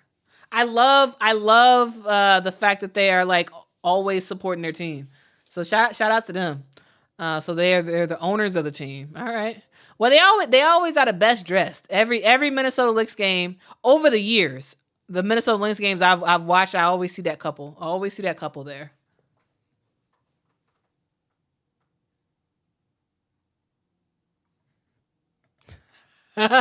What a poem. Lighthouse says somebody got to win, somebody got to lose, somebody got to cry, and somebody got to sing the blues. I love that. Is that like a popular saying or something? If it sounds like that should be a popular saying. I like that. Yes. Yes, Lighthouse. Yes. Somebody gonna win and somebody gonna sing the blues. Who's it gonna be though?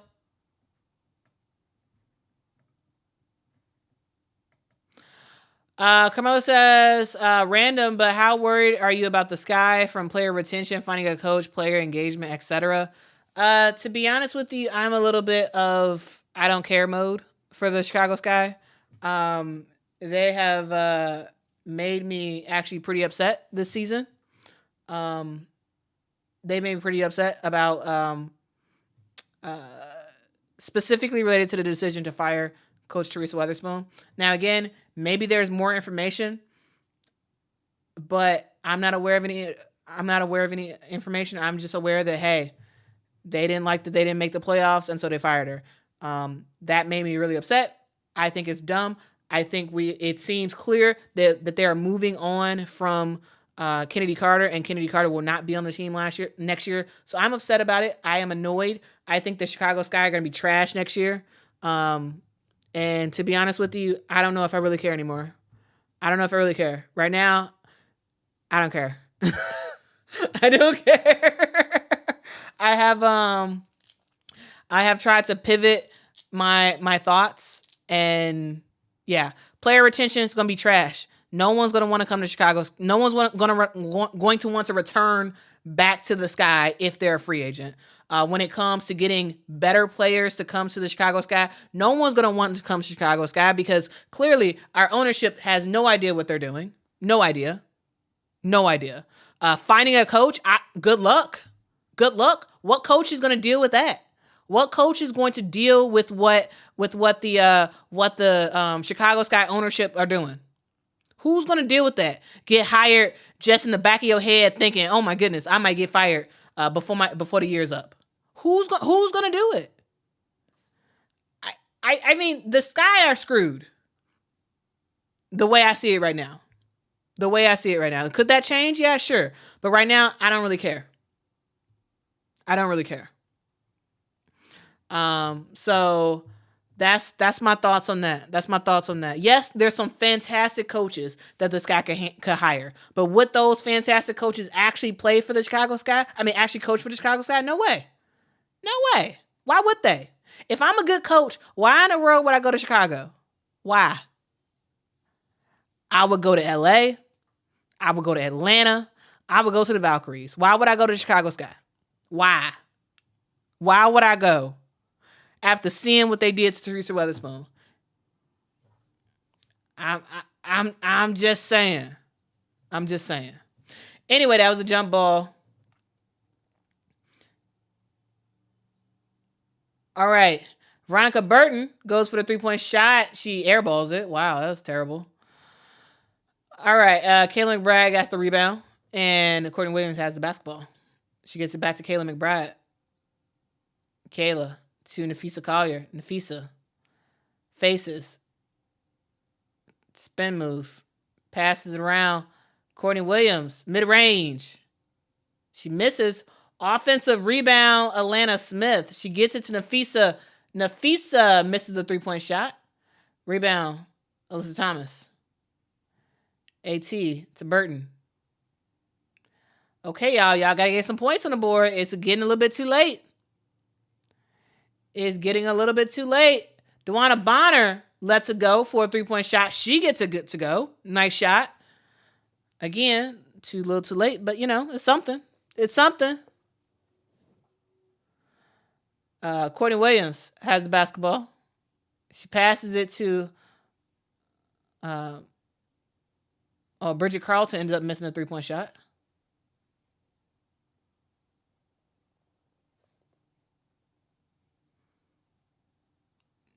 Burton to Thomas to Bonner. Oh, DeWanna Bonner. Another 3-point bucket. Okay. I'm just saying. Okay. Making some stuff happen. All right, DeWanna. I mean, she got to do a lot more of that. A lot more than that. Yes, Arlita Marina is hurt. She hurt her ankle in that first half. All right. Yeah, Alicia Collier has some great footwork. Probably the best footwork in the WNBA for sure.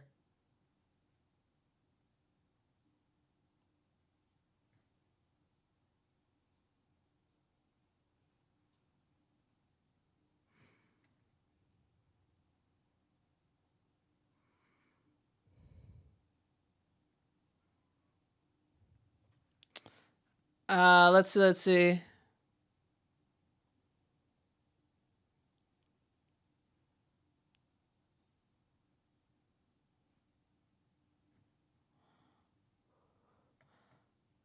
Appreciate you, Katie. Thank you so much for the kind words. Really do appreciate it. Really do appreciate all the support, guys. Really do. It truly means a whole lot. Guys, we have a 15-point game. Minnesota ahead. 3 minutes and 30 seconds left to go in the fourth quarter. Kayla McBride with the basketball. Kayla gets to the bucket. makes the layup and gets fouled. Wow. Kayla like, okay, I got this. Wow.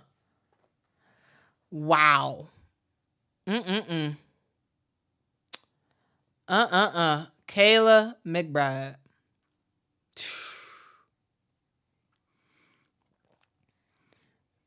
Hey, she said, I'm leaving here with something. She said, I'm leaving here with something. All right, she missed the free throw. Connecticut Sun with the basketball.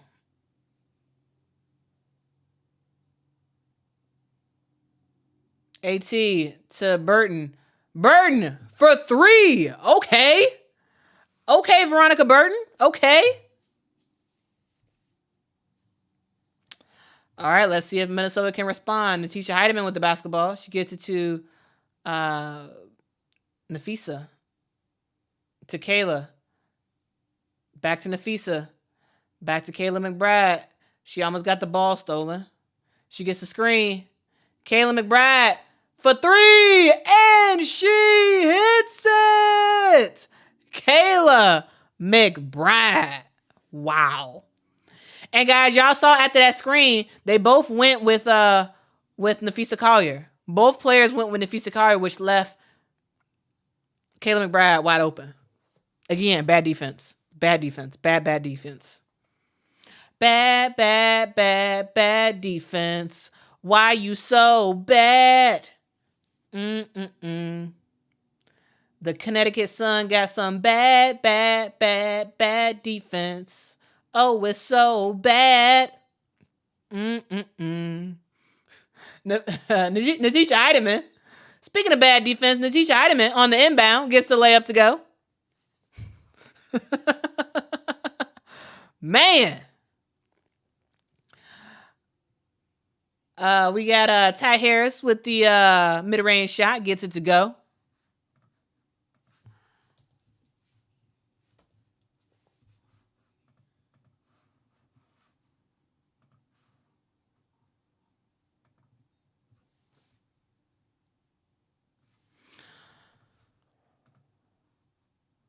As a foul on DeWanna Bonner.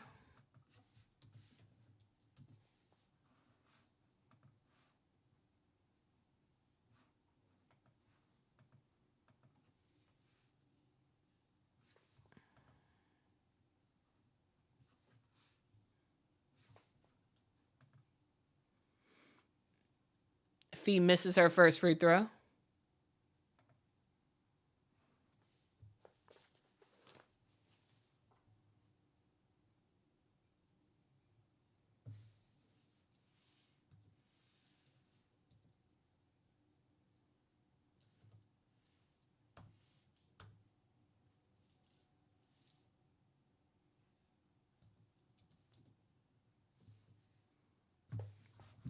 All right, she makes her second free throw.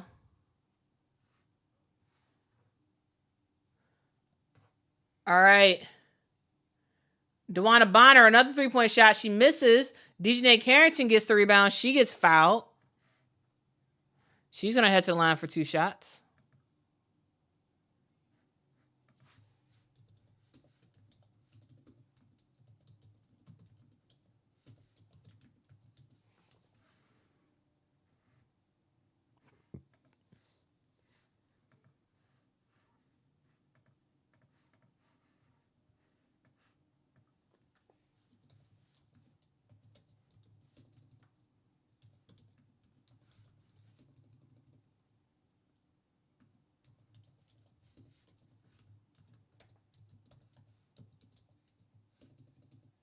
Lynx saying, our house.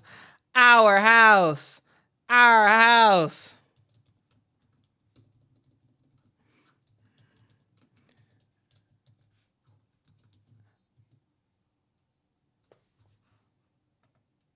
right, we see a foul.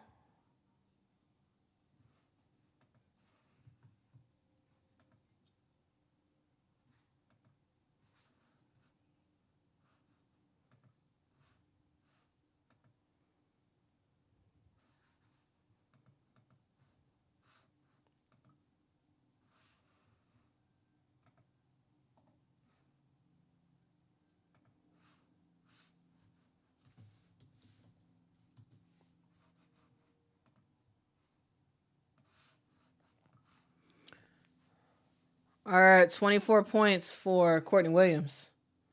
Killing. All right, a minute and 16 seconds left to go. It's over. When is Cheryl Reeve going to put the bench in? It's over. Ty Harris, 3-point shot. Gets it to go. It's still over. It's still over.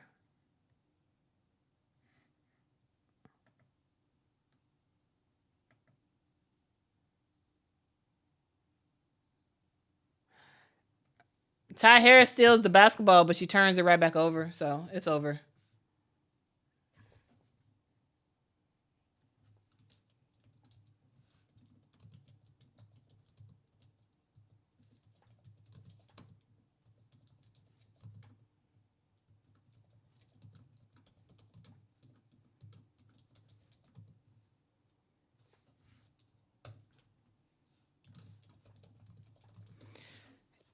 Yeah. It's over. It's over. It's over. It's over.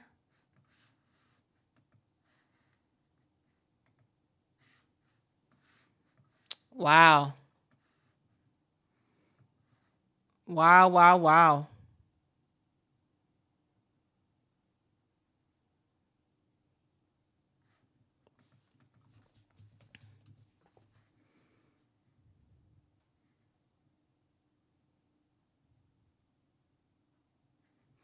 Mike says get PayPal Quita. I have PayPal now. I have PayPal. Yeah, I have a PayPal now. If anybody wants to support, you can do that on PayPal. I just dropped the link. Dorky Uhas with the basketball to Xander Lassini for a 3. Xander Lassini misses. Ball goes out of bounds. It is going to the Connecticut Sun.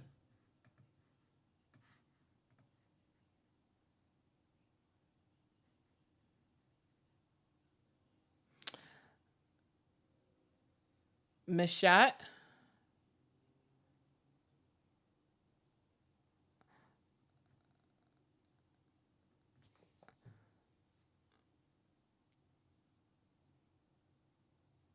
Wow, Xander Lassini still, she like, hey, I know we got less than 15 seconds left to go, but I'm still going to play.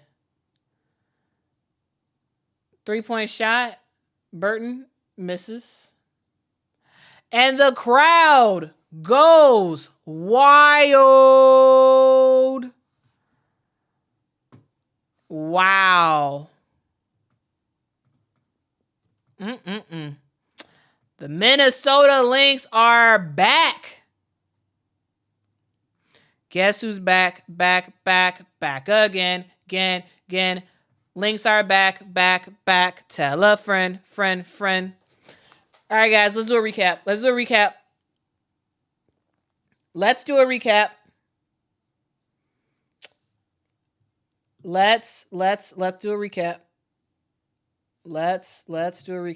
Okay.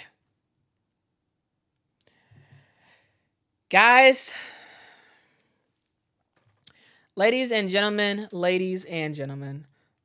we witnessed what I would consider pretty sorry game for a game 5. This game 5 was between the Minnesota Lynx and the Connecticut Sun. Both teams are really good defensively. The Minnesota Lynx, who can be a juggernaut when it comes to offense. They got some 3-point shooters who can really score. And for the Connecticut Sun, you have a Ty Harris, you have a Myrna Mabry who can also score, but they don't have as many scorers as the Minnesota Lynx did. They came into this game with Connecticut winning game 4, and it was like, okay, all the marbles are out. Let's see what's going to happen. The game starts, and right from the get-go, the Minnesota Lynx basically have the game. I want to specifically talk about this first half. Let's talk about this first half and like what really just messed up the Connecticut Sun. All right, so we start the first quarter, right? The first quarter starts and the Connecticut Sun are shooting. They're making shots. They're doing some stuff, right? Brianna Jones gets everybody started with the jumper. Then Ty Harris gets in the action, right? She gets two back-to-back baskets. Brianna Jones scores again, right? So the Connecticut Sun have a good start to the game. Good start for them. And then all of a sudden, here comes the Minnesota Lynx, guys. At first, to start off the game, at one point it was 9-4, and then Minnesota just started coming back. They started coming back. And I want to specifically talk about a sequence that happened in this first quarter that completely, in my opinion, lost the game for the Connecticut Sun. There was a sequence where Kayla McBride, it was about a little bit less than 4 minutes left to go in the first quarter. Kayla McBride has a step back jumper, long step back jumper, cash. All right. The Minnesota Lynx go on defense. Play good defense. Ty Harris ends up missing a shot. Alana Smith gets the rebound. Ball goes to Courtney Williams. Courtney Williams gets it back to Alana Smith. Alana Smith, 3-point bucket. Cash. All right. Now, okay. They started to get going from the 3-point line. At this moment, the game is 19 Minnesota, 11 Connecticut in the first quarter. All right. We then continue on. That next sequence down the court, Marina Mabry is like, okay, Alana, I know you's my former teammate with the Chicago Sky. You can shoot some threes. I can shoot some threes too. 3-point shot, Marina Mabry. Cash. All right. So it's like, okay. Minnesota just hit a 3-point shot. Connecticut responds with a 3-point shot. Minnesota, you got next. What are you doing? And Kayla McBride was like, they don't call me Kayla McBuckets for no reason. 3-point shot right away. Kayla McBride, cash.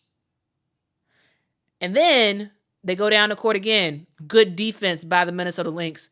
Dejanay Carrington misses a layup. Come back down. Minnesota's on offense. What happens? Kayla McBride, another 3-point shot. And that was it. That was the game. At that moment, it was like, yep, this game may be over.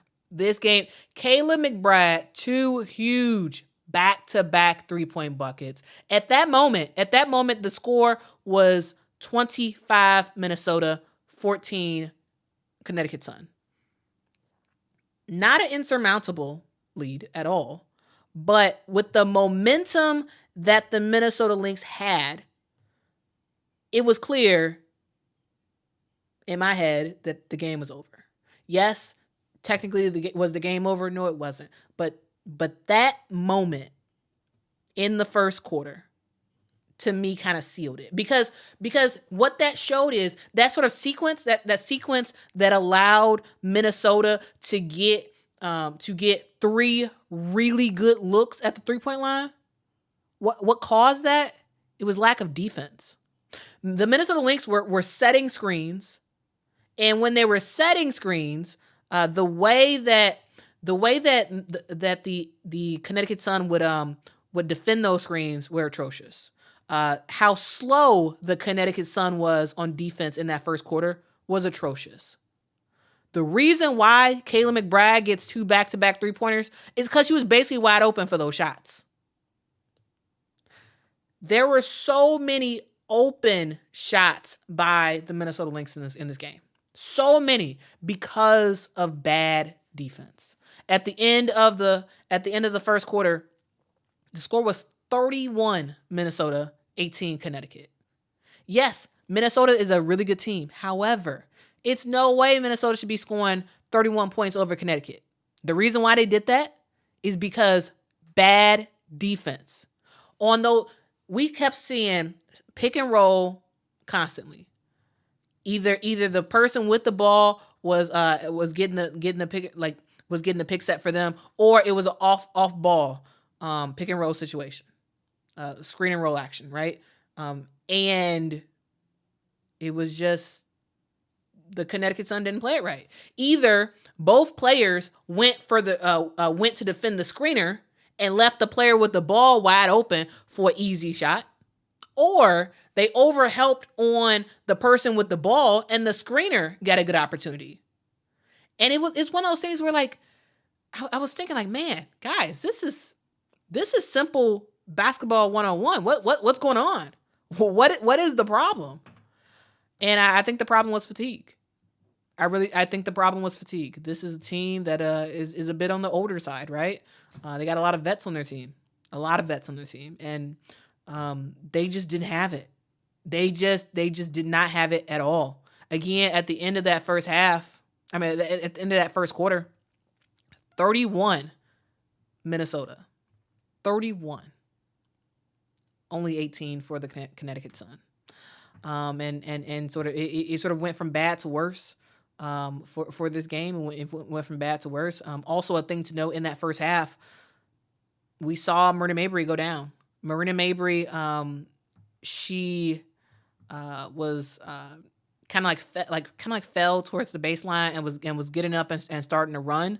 And she stepped on one of I think it was a photographer's foot, twisted her ankle.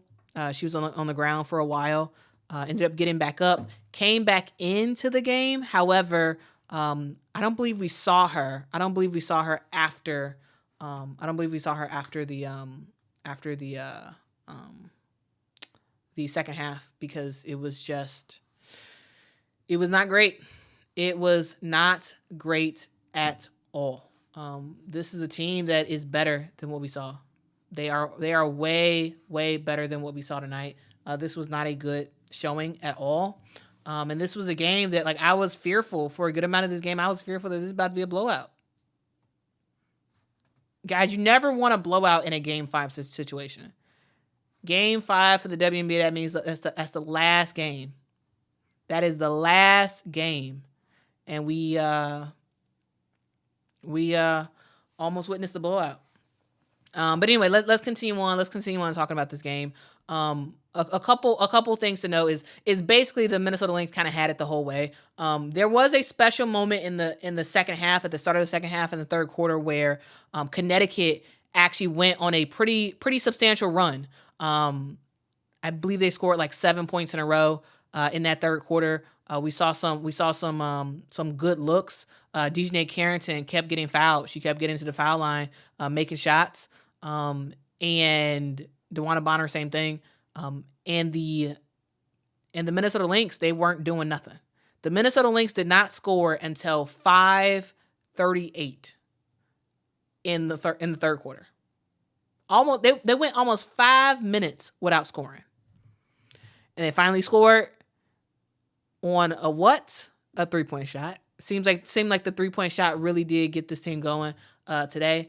They scored on a 3-point shot, and it's one of those things where that got them going. That was Alana Smith who hit a 3-point shot, and then everybody else started clicking. We started to see better defense by the Minnesota Lynx, stopping Connecticut from making stuff happen, and they also stopped fouling as much. Nafisa Collier started cooking, right?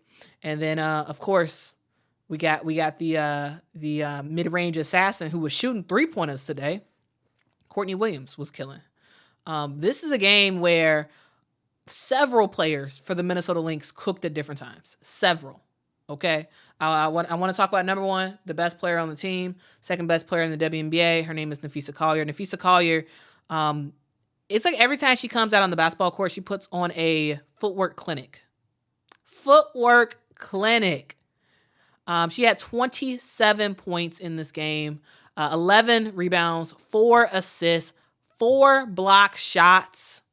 Nafisa Collier was doing just about everything. And to think, guys, she didn't really start to score. She didn't really start to score until sort of later in the game. It was everybody else that was sort of cooking earlier on. And Nafisa was like, okay, y'all got it. And then she was like, okay, let me get mine too. And started cooking as well. When we think of Nafisa Collier, she has a bag. She can do a 3-point shot. She can drive to the basket. She can jab step, pull up. She can do a turnaround, fadeaway jump shot. She can do just about anything. And her footwork though. Tell me anybody who has a better footwork game than Nafisa. Like, who? Maybe you could say Asia, but to be honest with you, Nafisa has better footwork than Asia, I think, in my opinion. It's just so crisp and clean. Even if she misses the shot, I'm just like, man, that's nice. But again, guys, Nafisa Collier, her husband is a trainer. Nafisa Collier worked out with Kobe Bryant several times a week for a long time. I'm just saying, like, she has an advantage over most players in the WNBA.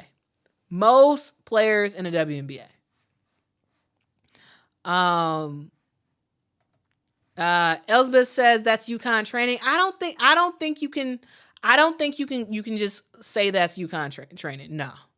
I mean, yeah, sure. Did she learn some stuff at UConn? Absolutely. But you don't see these other UConn players doing footwork like she does it. I really do think it's because of her husband. And it's because of the NBA players that Nafisa Collier has trained with. I think that's what it is. I think she has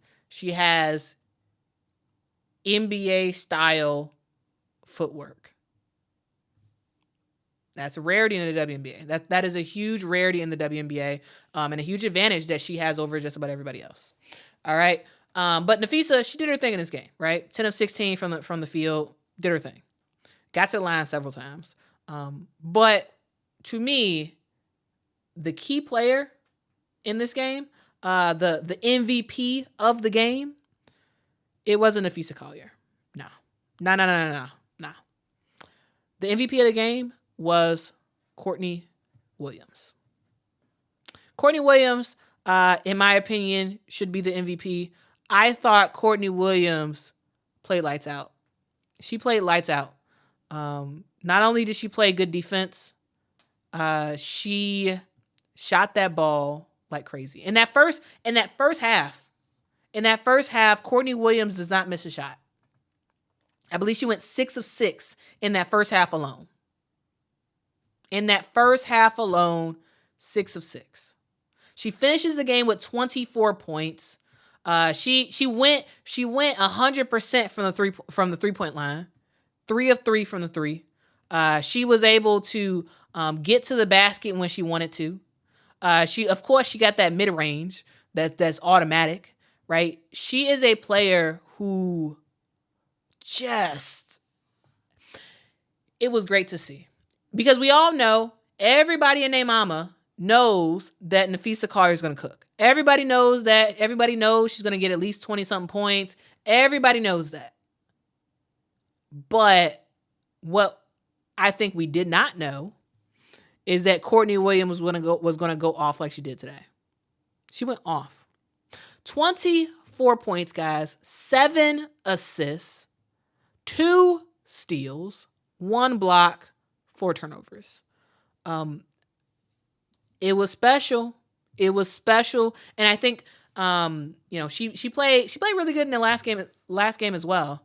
And I think that really is because they kept showing her dad. Like, her dad was in the building, and she really wanted to play well for him and whatnot. And I thought she did. her dad was waving that towel. Her dad was so excited because his girl was cooking. His girl was making stuff happen. Now, guys, there is a post-game presser that is starting right now, and we are going to try to listen in and talk through it. I'm going to try to do this. We're going to see if it works. I have not done a live post-game presser in a while, so hopefully this does not get taken off because of copyright. Let's see. We'll try it and see what happens. But guys, we are going to go into the post-game presser. Now this is first up. We have the Connecticut Sun. the team that lost, and we're going to hear what they have to say about this game. All right, so let's move into that now. And again, thank y'all so much for rocking with me. Thank you so much. I appreciate y'all for the support. Really, really do. All right, let's do this.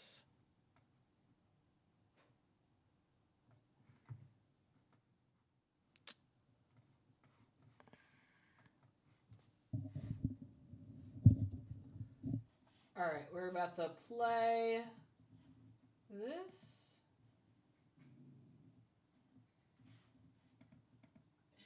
I have Dewana Bonner and Brianna Jones taking questions in the room and then on Zoom. Go ahead, up here in the front. Dewana obviously got off to that fast start.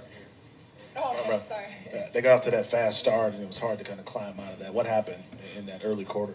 I don't know. They just punched us in the mouth in the first quarter. And when you get down like that against a team at home that's playing really, really well and trying to make it to the finals, it's hard to, dig yourself out of that hole. But I can't even tell you what happened. But literally, I think they just kind of punched us in the face. And they hit a buzzsaw. That's what happened. Shock and couldn't fight back. Who's next? Noah, go ahead. Obviously, it's just, the game just ended, but have you, just thinking back on the season, like, do you have any initial thoughts on just this group? It might not be, you guys have talked about it wanting to stay together, just like what this group has meant and kind of will mean moving forward? This year, I think this group, I would say, is resilient. I think there was a lot of things, a lot of adversity this season, and just we stuck together through it all. And I think tonight we didn't get it done. We fell short, but I know for a fact that this group was gonna stay together and see what happens. Oh, the group's gonna stay together. Okay. All right. So I guess we heard it here first. I'm gonna do a couple breaks. In between so I don't get copyright. I'm gonna do a couple breaks in between. The fact that Bree Jones said this group is gonna stay together, that's pretty breaking news. That's something that we did not know. We did not know if this team was gonna stay together or if they were gonna break apart. But according to Bree Jones, they are looking to stay together. Now, again, most of the Connecticut Sun team is going to be free agents next year. So that's something to keep in mind. All right, let's continue on with the post-game presser.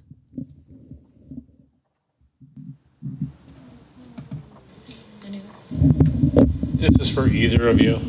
Coming into this game tonight, did you guys think that this would happen? I mean, the expectation of being a little closer.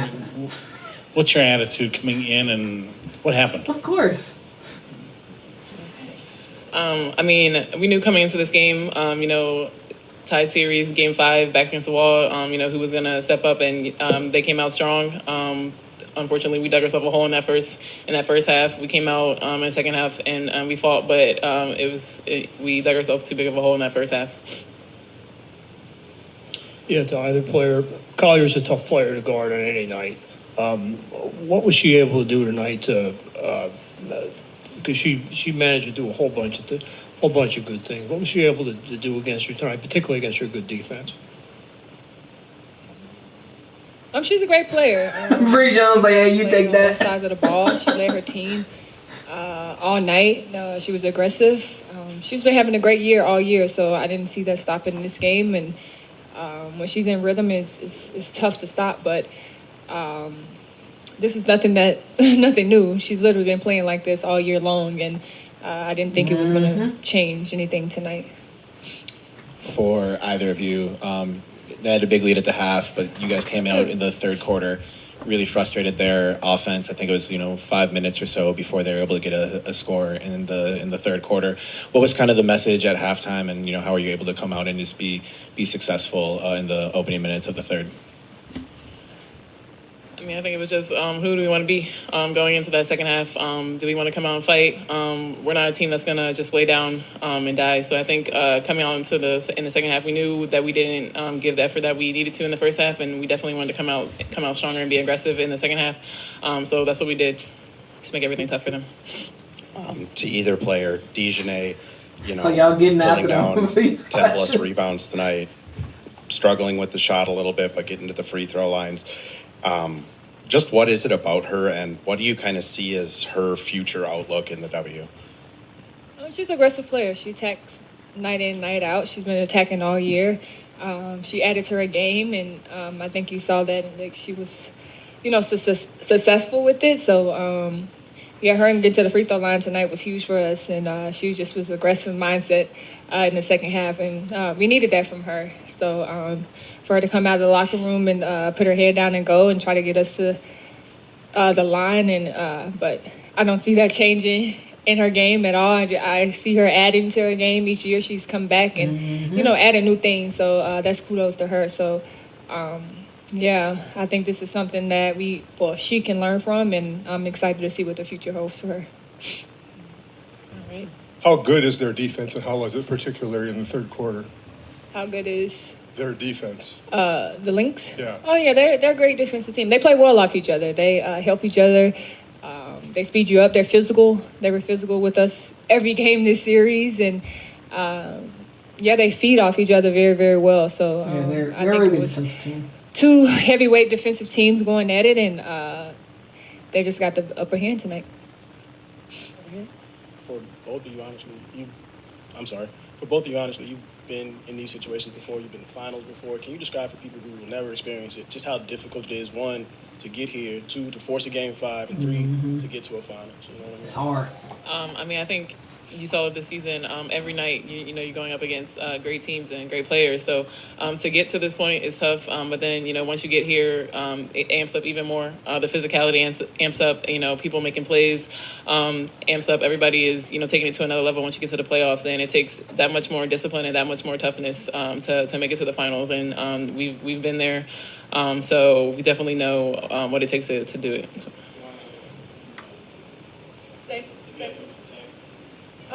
No, she pretty much said it all. Like each round, each step, each game that you win, it just gets you closer to a championship. But the closer you get, the harder it gets. The better the teams you play. And it's really hard to get back here. Like it's really hard to get to this point in the season. So kudos to my team doing that. But I think we didn't have the understanding that every time we won a game, that it gets harder and it gets harder and it gets harder until you get to your final goal. And unfortunately, they wanted it more, but I'm still proud of us for getting, to this point. DeWanna, it's a very physical series. We've seen that, through all 5 games. How draining is that style when you got both teams playing that way for 5 games? Slugfest out there, and it's whoever's standing at the end of the game, I think we lost a key piece in Marina throughout the game. That definitely hurt, but it's a slugfest, and that's what it takes to get to the finals and win a championship. It's physical, it's fast, it's the team that's more together, and they were that tonight. So it's definitely, I can't say it's draining because that's not a word that you use at this point in the season.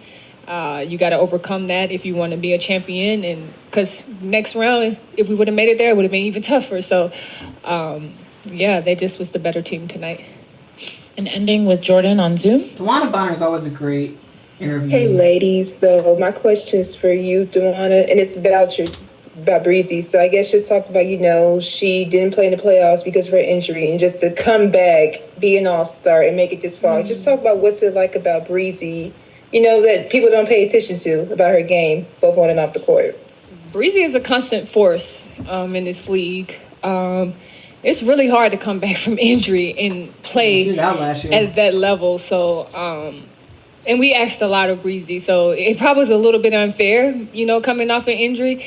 But I don't think it was anything that she couldn't handle, and she handled it with so much grace and so much pride. And I'm just happy that I got to step on the court with her again after her injury, because to see her come back and be this successful is just it's kind of mind blowing, because usually when people come back from injury, you kind of, out of rhythm, you're out of shape, and and she came in and she just fit right in and picked up where she left off, and unfortunately, but fortunately, we needed that, and she just handled it with so much pride and grace, and just kudos to her. And next year, I think it's going to be even better for her because now she can actually train and work out the way that she need to step back on the court. So, yeah, watch out, WNBA. I think you're going to see a better Breezy. Thank you, ladies. That was a good interview. We're going to get to Coach Stephanie White once she gets to the podium. But yeah, good interview. Sometimes there are some questions that I'm like, why would you ask that? I think it was a question about like, did you expect it was expect this to happen? No. Why would a team say that they expect to lose? Why would a team say that they expect it to kind of get run out of the gym early in the game? Who would say yes to that? Nobody would say yes to that question. Machiavelli says DeWanna Bonner had a great career. Yeah, the way that DeWanna Bonner has sort of like talked in like the various post-game pressers and the way that she sort of talked in this game, I don't know if DeWanna Bonner comes back. Like, I don't know if she just retires after this. Like, I don't know. It sort of makes me wonder like what she's gonna do in the future. It's like, okay, DeWanna Bonner has had a very lengthy career. She's done a lot of fantastic stuff. She's won a championship already. And I'm just like, okay, well, the response of Brianna Jones saying that, hey, we're gonna stay together. I wonder if how much longer DeWanna Bonner is gonna stay in the W. Because she's had a fantastic career. Like, not everybody wants to play in the WNBA until they're like 40 something with Diana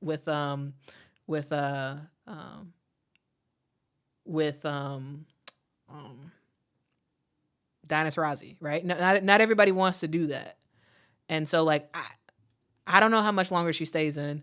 She can still play, absolutely. But she's not the DeWanna Bonner that she was back when she was a Phoenix, right? Y'all, DeWanna Bonner was cold. That cold is in like a really, really good thing. Like she was really, really good when she was a Phoenix. It was DeWanna Bonner, it was Cappie Pondexter, it was Diana Taurasi. Them girls did their thing. They did their thing. I'm just saying. But yeah, we'll see how much longer DeWanna Bonner has that she's going to be in the WNBA. A thing to note about the Connecticut Sun for next year is that this team. Let's look at the cap numbers for this team. But they have a lot of free agents for next year. Alyssa Thomas, unrestricted free agent, right? Brianna Jones, unrestricted free agent.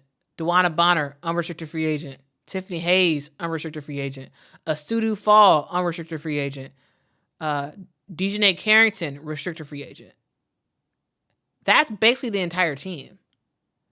That is basically the entire team that's going to be a free agent for next year. Like, man.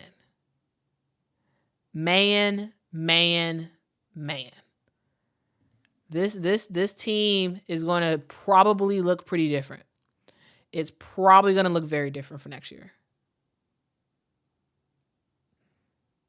Right? So, it's going to be interesting what this team looks like next year. It's going to be very, very interesting. Liddy Season says, Brianna Jones was putting DeWanna Bonner on the spot. Like, please stay. DeWanna Bonner is out of there. We'll see. We will see what happens. Machiavelli says they got to keep Dejanay. Yeah, this team got to keep Dejanay. Yeah, she really is a huge part of their defensive identity. Yeah. It is, Isaac, you're right. It's time to rebuild. It is time to rebuild. When you have a situation where you have so many free agents where they can do whatever they want. Like they're like it doesn't matter if Connecticut wants them back. These players can decide what they want to do. When you have a situation where the three leaders for your team, the three players who sort of been there for it all, Brianna Jones, Alyssa Thomas, and DeWanna Bonner, you have a situation where they're all free agents, unrestricted free agents at that. You just don't know. You just don't know what this team is gonna look like. Marina Mabry is under contract for next year. So she's under contract. Ty Harris is under contract, and Olivia Nelson-Dota is under contract. Everybody else may or may not be here next year. So we'll see. We will absolutely see. Now, guys, let's see if it looks like they have not started the next interview yet. So maybe we just call it a night. Let me finish up my recap. And then we're just gonna call it a night, guys. And we'll look at the other post-game interviews tomorrow. Okay. But anyway, let's continue on with sort of talking about this game. It really was as I said earlier, I thought Courtney Williams really did show herself as, the number one player on the court today. Yes, Nafisa Collier, when you talk about MVP for the series, yes, it's Nafisa Collier.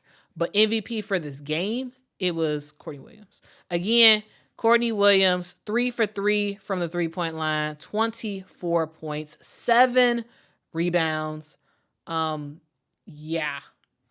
She absolutely, positively did her thing in this game.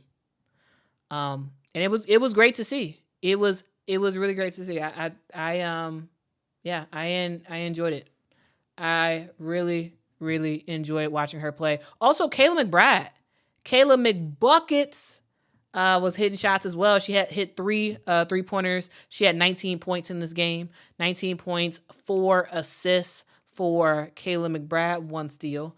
When Kayla McBride is hitting 3-pointers, which she hit 2 back-to-back 3-pointers in that first quarter alone, right? When Kayla McBride is hitting 3-pointers, you have Courtney Williams hitting 3-pointers. You have Alana Smith hitting 3-pointers. She was 2 of 3, right? And you have Nafisa Collier being Nafisa Collier. It is a recipe for the Minnesota Lynx to dominate. That's exactly what this is. It's a recipe for Minnesota to dominate.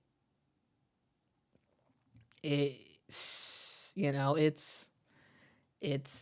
a thing. It is absolutely a thing. Absolutely. Let's talk real quick about some of the other players. I thought Natisha Heidemann once again came in the game, brought some really good minutes as well. So that was fire. That was absolutely fire. But for the Connecticut Sun, the problem was they just couldn't hit shots and they couldn't get rebounds.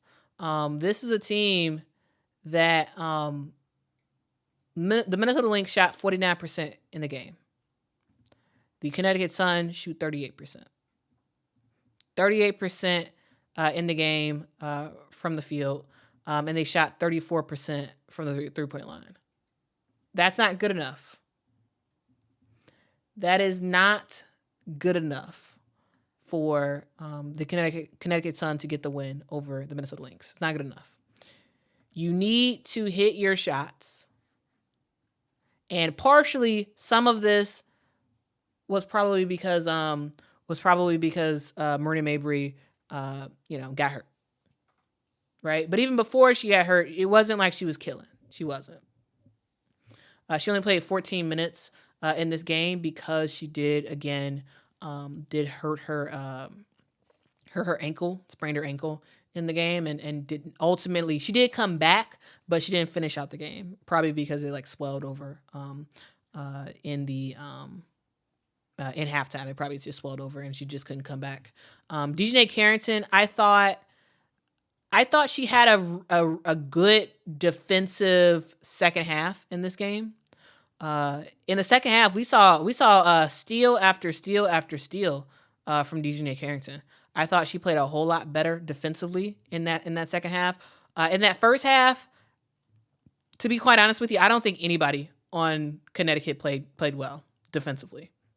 Defensively, I don't think anybody played well consistently in that first half. In the second half, I thought Dejanay Carrington did a really good job defensively. Ultimately, Dejanay Carrington, she can shoot at times, but Dejanay Carrington is not a player that you should be going to for points, right? If you're like, oh my goodness, we need 3-point shots, you're not going to give it to Dejanay Carrington. But there were times in this game where we had Dejanay Carrington, Brianna Jones, DeWanna Bonner, Alyssa Thomas, and Veronica Burton in the game at the same time. And you were trying to come back. You were down at that point. I think that was in like the fourth quarter, I believe, when that lineup was in. You were down by double digits. And you had on the court no one who could really hit threes. Nobody. This team, the problem that they had all year was that they lacked consistent shooting. That's a problem that they had all year. Same problem they had last year. Same problem that they usually always have. This is a team that is very good defensively. Very good defensively, and that's usually how they make it as far as they do in the playoffs, right? Really good defensively. But they don't have shooters. They don't. Ty Harris is a player that can shoot. Myrna Mabry is a player that can shoot. But even with that, it's still not enough. You need more than just two shooters on your team. Yes, can DeWanna Bonner hit a 3-point shot? Yes, she can. She was 3 of 7. Basically hit kind of like 2 back-to-back threes in that fourth quarter. Yes, she can hit shots sometimes, but she is not a player. She's not like a Kayla McBride, right? She's not like a Bridget Carlton that's a really, really good 3-point shooter, right? She can hit 3-pointers every now and then. Same thing for Dejanay. Every now and then can hit 3-pointers, even though DeWanna is a better 3-point shooter than Dejanay. This is a team that needs way more shooting than just 2 players. Way more shooting. Had the Connecticut Sun had better shooters and more consistent shooters, maybe this would be different. But ultimately, this is a team that defense, they laid an egg in that first half. And the Minnesota Lynx built up such a lead that there was nothing that Connecticut could do.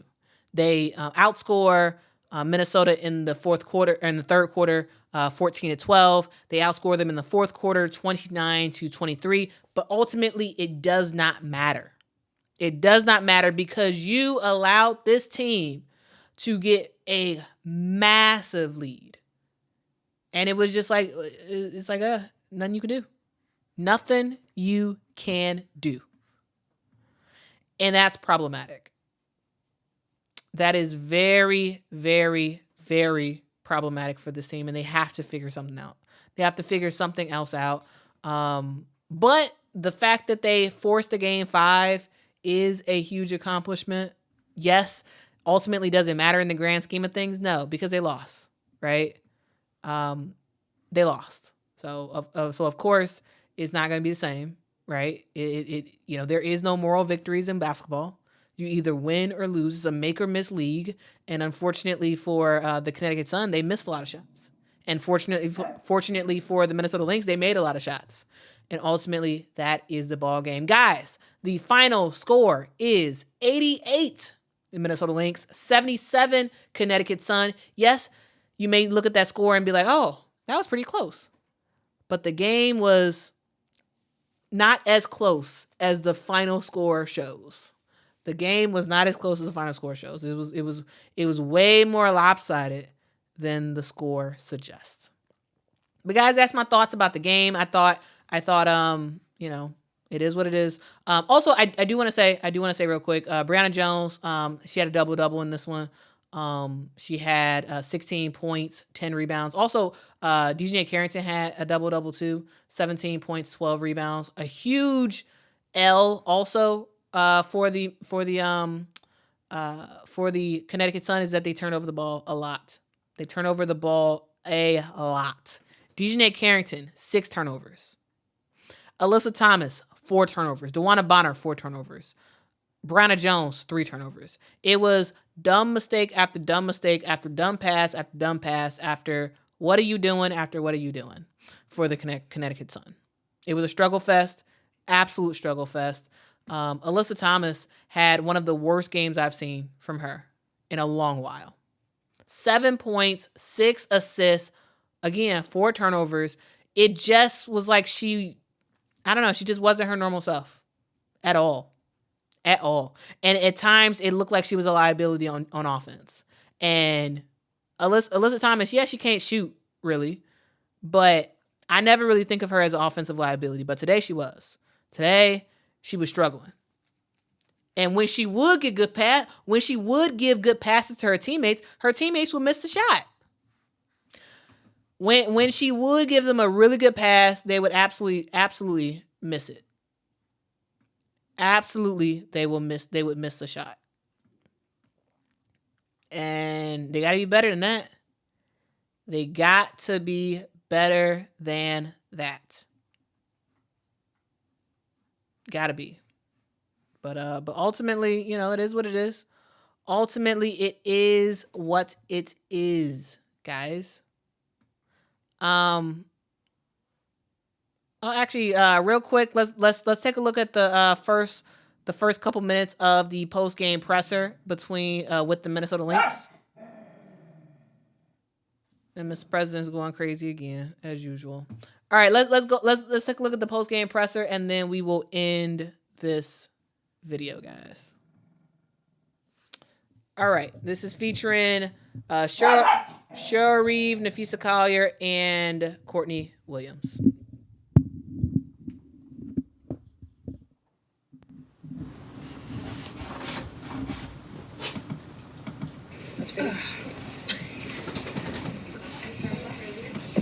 First one for Coach. You've been here a number of times. This is your second group that you've got to this level. Can you just talk about the emotions that you felt as the final seconds ticked off? Proud. I mean, I can't tell you how badly our staff wanted this for them. We've all experienced it, as you mentioned.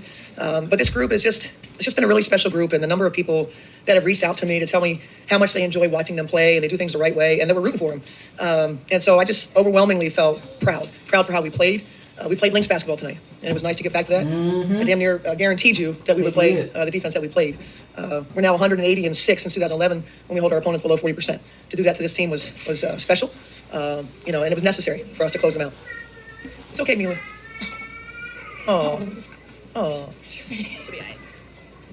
Fee, I thought it was interesting that after the game ended, one of the first things you did was go over and give Lindsay Whalen a hug. I don't know, I thought it was kind of interesting. It was almost like passing of the torch from one era to the second. Can you just talk about why, your thought process as you went over there? Way has continued to text me all season, all last season, just showing her support. And it means so much. Like, just having someone who such a Hall of Famer and who has gone through this and has done what I want to achieve, like hearing from her and seeing her support showing up. I just thought, I wanted to give her a hug just to say thank you. And thanks for showing up for us. Thanks for, showing up for me and the team. And thank you for passing this legacy on to us, because it means a lot. And definitely want to do her proud and continue. Like, the job's not done. We want to continue on. So, it was that was what was going through my mind. Cheryl's franchise has had a lot of stars. Lindsay Whalen. Franchise has had a lot of stars. What makes Fee so special, what she's been able to do this season? Well, and Court probably can pile onto this because Court plays with her and she's played with a lot of great players. What makes Fee special is the consistency and the way that she shows up every single day. Fee is always the same. Her work ethic, her demeanor, her passion for improving. She's improved every season. She's just been incredible. And every game, it's more than scoring, how she helps our team. And, I was really happy that Court helped her out some, tonight. When we do that, obviously we're really hard to beat. But, when Fee is the MVP, plays like the MVP, we're a hard team to beat. Coach, you brought Courtney you brought Courtney in for these big moments, these big games. You took her out in the third quarter, and she kind of was upset, kind of frustrated for a second. You went in the corner and talked to her. How coachable is she, and just how much does she bring to this team, over the season, even tonight? Court's I'm blessed. I don't know if I really knew what we were getting. The basketball player, for sure, I watched for years. I had a little bit of interaction when we were at USA Basketball. But I don't know if I knew exactly what we were getting in terms of the person and the coachability. Looks you dead in the eye. You can say anything to her. Love that. And we do. We say everything to her. Yeah, right? A lot of times it's to get her going. We were talking a little bit before this game. But we had a conversation. We had a conversation around that when she's aggressive and she play makes. We have a chance to be in the finals. We knew that. We knew that she'd be a big part of us winning the series. So I was really happy for her, that she came through for us the way that she did, obviously in Game 3 and then tonight for sure. Cheryl, as great as Fee's played this year, there have been some moments when you've had to tell her to step up and take over a game offensively. Did you have to have any kind of conversation like that tonight? I said a few times, get a little more aggressive, when especially start the third. We were not playing very efficiently offensively, so when that starts to happen, we all should understand that Fee's the one that needs to now get the touches, and then when you get the touches, to be aggressive. So we probably said a few times, just be aggressive. But Fee got help tonight, which was great, which made her life a little bit easier, and when she got opportunities. But overall, I thought her approach was really, really good. Courtney, there have been several moments tonight when you hit some big baskets and really showed your emotion, particularly toward the crowd. When did you kind of feel like you had something going? In the first half. I think I went perfect the first half. Didn't miss a shot. So when you start a game like that, you kind of know, that the hoop feeling big, got the super green light, and I think that's the confidence that Cheryl gives us. When you got it going, keep it going, and that's what I felt. And that's where I step in and say she was 3 of 10 in the second half. Cheryl right here. The win tonight puts the Lynx at the top of the WNBA for the most postseason wins with 48. You've been a part of all but one of those wins. As someone who's been around so much postseason winning, what is sort of the connective thread of teams that are able to win in the postseason? And then alternatively, what's different about this team that's gotten you guys back to the finals this year? Talent for sure. Is a thread. You've got to have a lead guard. You've got to have people that can, sort of be somebody that you can trust and count on. And so I know Fee desperately needed that, so that she could be the player that she had a chance to be this season. Every championship team that I ever coached or successful team had at the core of them a selflessness, a chemistry. I think, and I'll separate out now for this team, their belief in themselves and each other is off the charts, and it never wavers. It never wavers. Doesn't mean that it wasn't present in some level on the other teams, but the other teams had 4 Hall of Famers, 5 Hall of Famers, whatever we're up to. And so this team, as Becky described us, Becky Hammond in Vegas described us as has good players. That's a great team. That's how special this team is that we didn't scare anybody. I'm not sure that anybody, at any point in the season was like, yeah, they have a real shot at winning a championship, other than the people that are in our corner. And I think we're continuing to have to make believers, including, the round we just played, maybe the round before that. We just keep stepping and the core of who they are, they don't care who gets the credit. They're extremely coachable. They let me say and coach however I want to coach. It's special. It's really, really special. And I am just so happy they have a chance to experience being in the finals. We're not going to be, we're happy that we're going to the finals, but we're not going to be just happy to be there. All right. I feel like that is enough commentary for today. Enough for the interview for today. Thank you all so much for rocking with me. Thank you. Guys, this has been me talking about the game that was. Again, the Minnesota Lynx take down the Connecticut Sun in Game 5 to make it to the WNBA Finals. The Minnesota Lynx will take on the New York Liberty on Thursday. So make sure y'all check that out. It should be really, really fun to watch that game. Again, thank y'all so much. Thank you so much for rocking with me. It looks like the Finals preview won. I'm actually kind of surprised.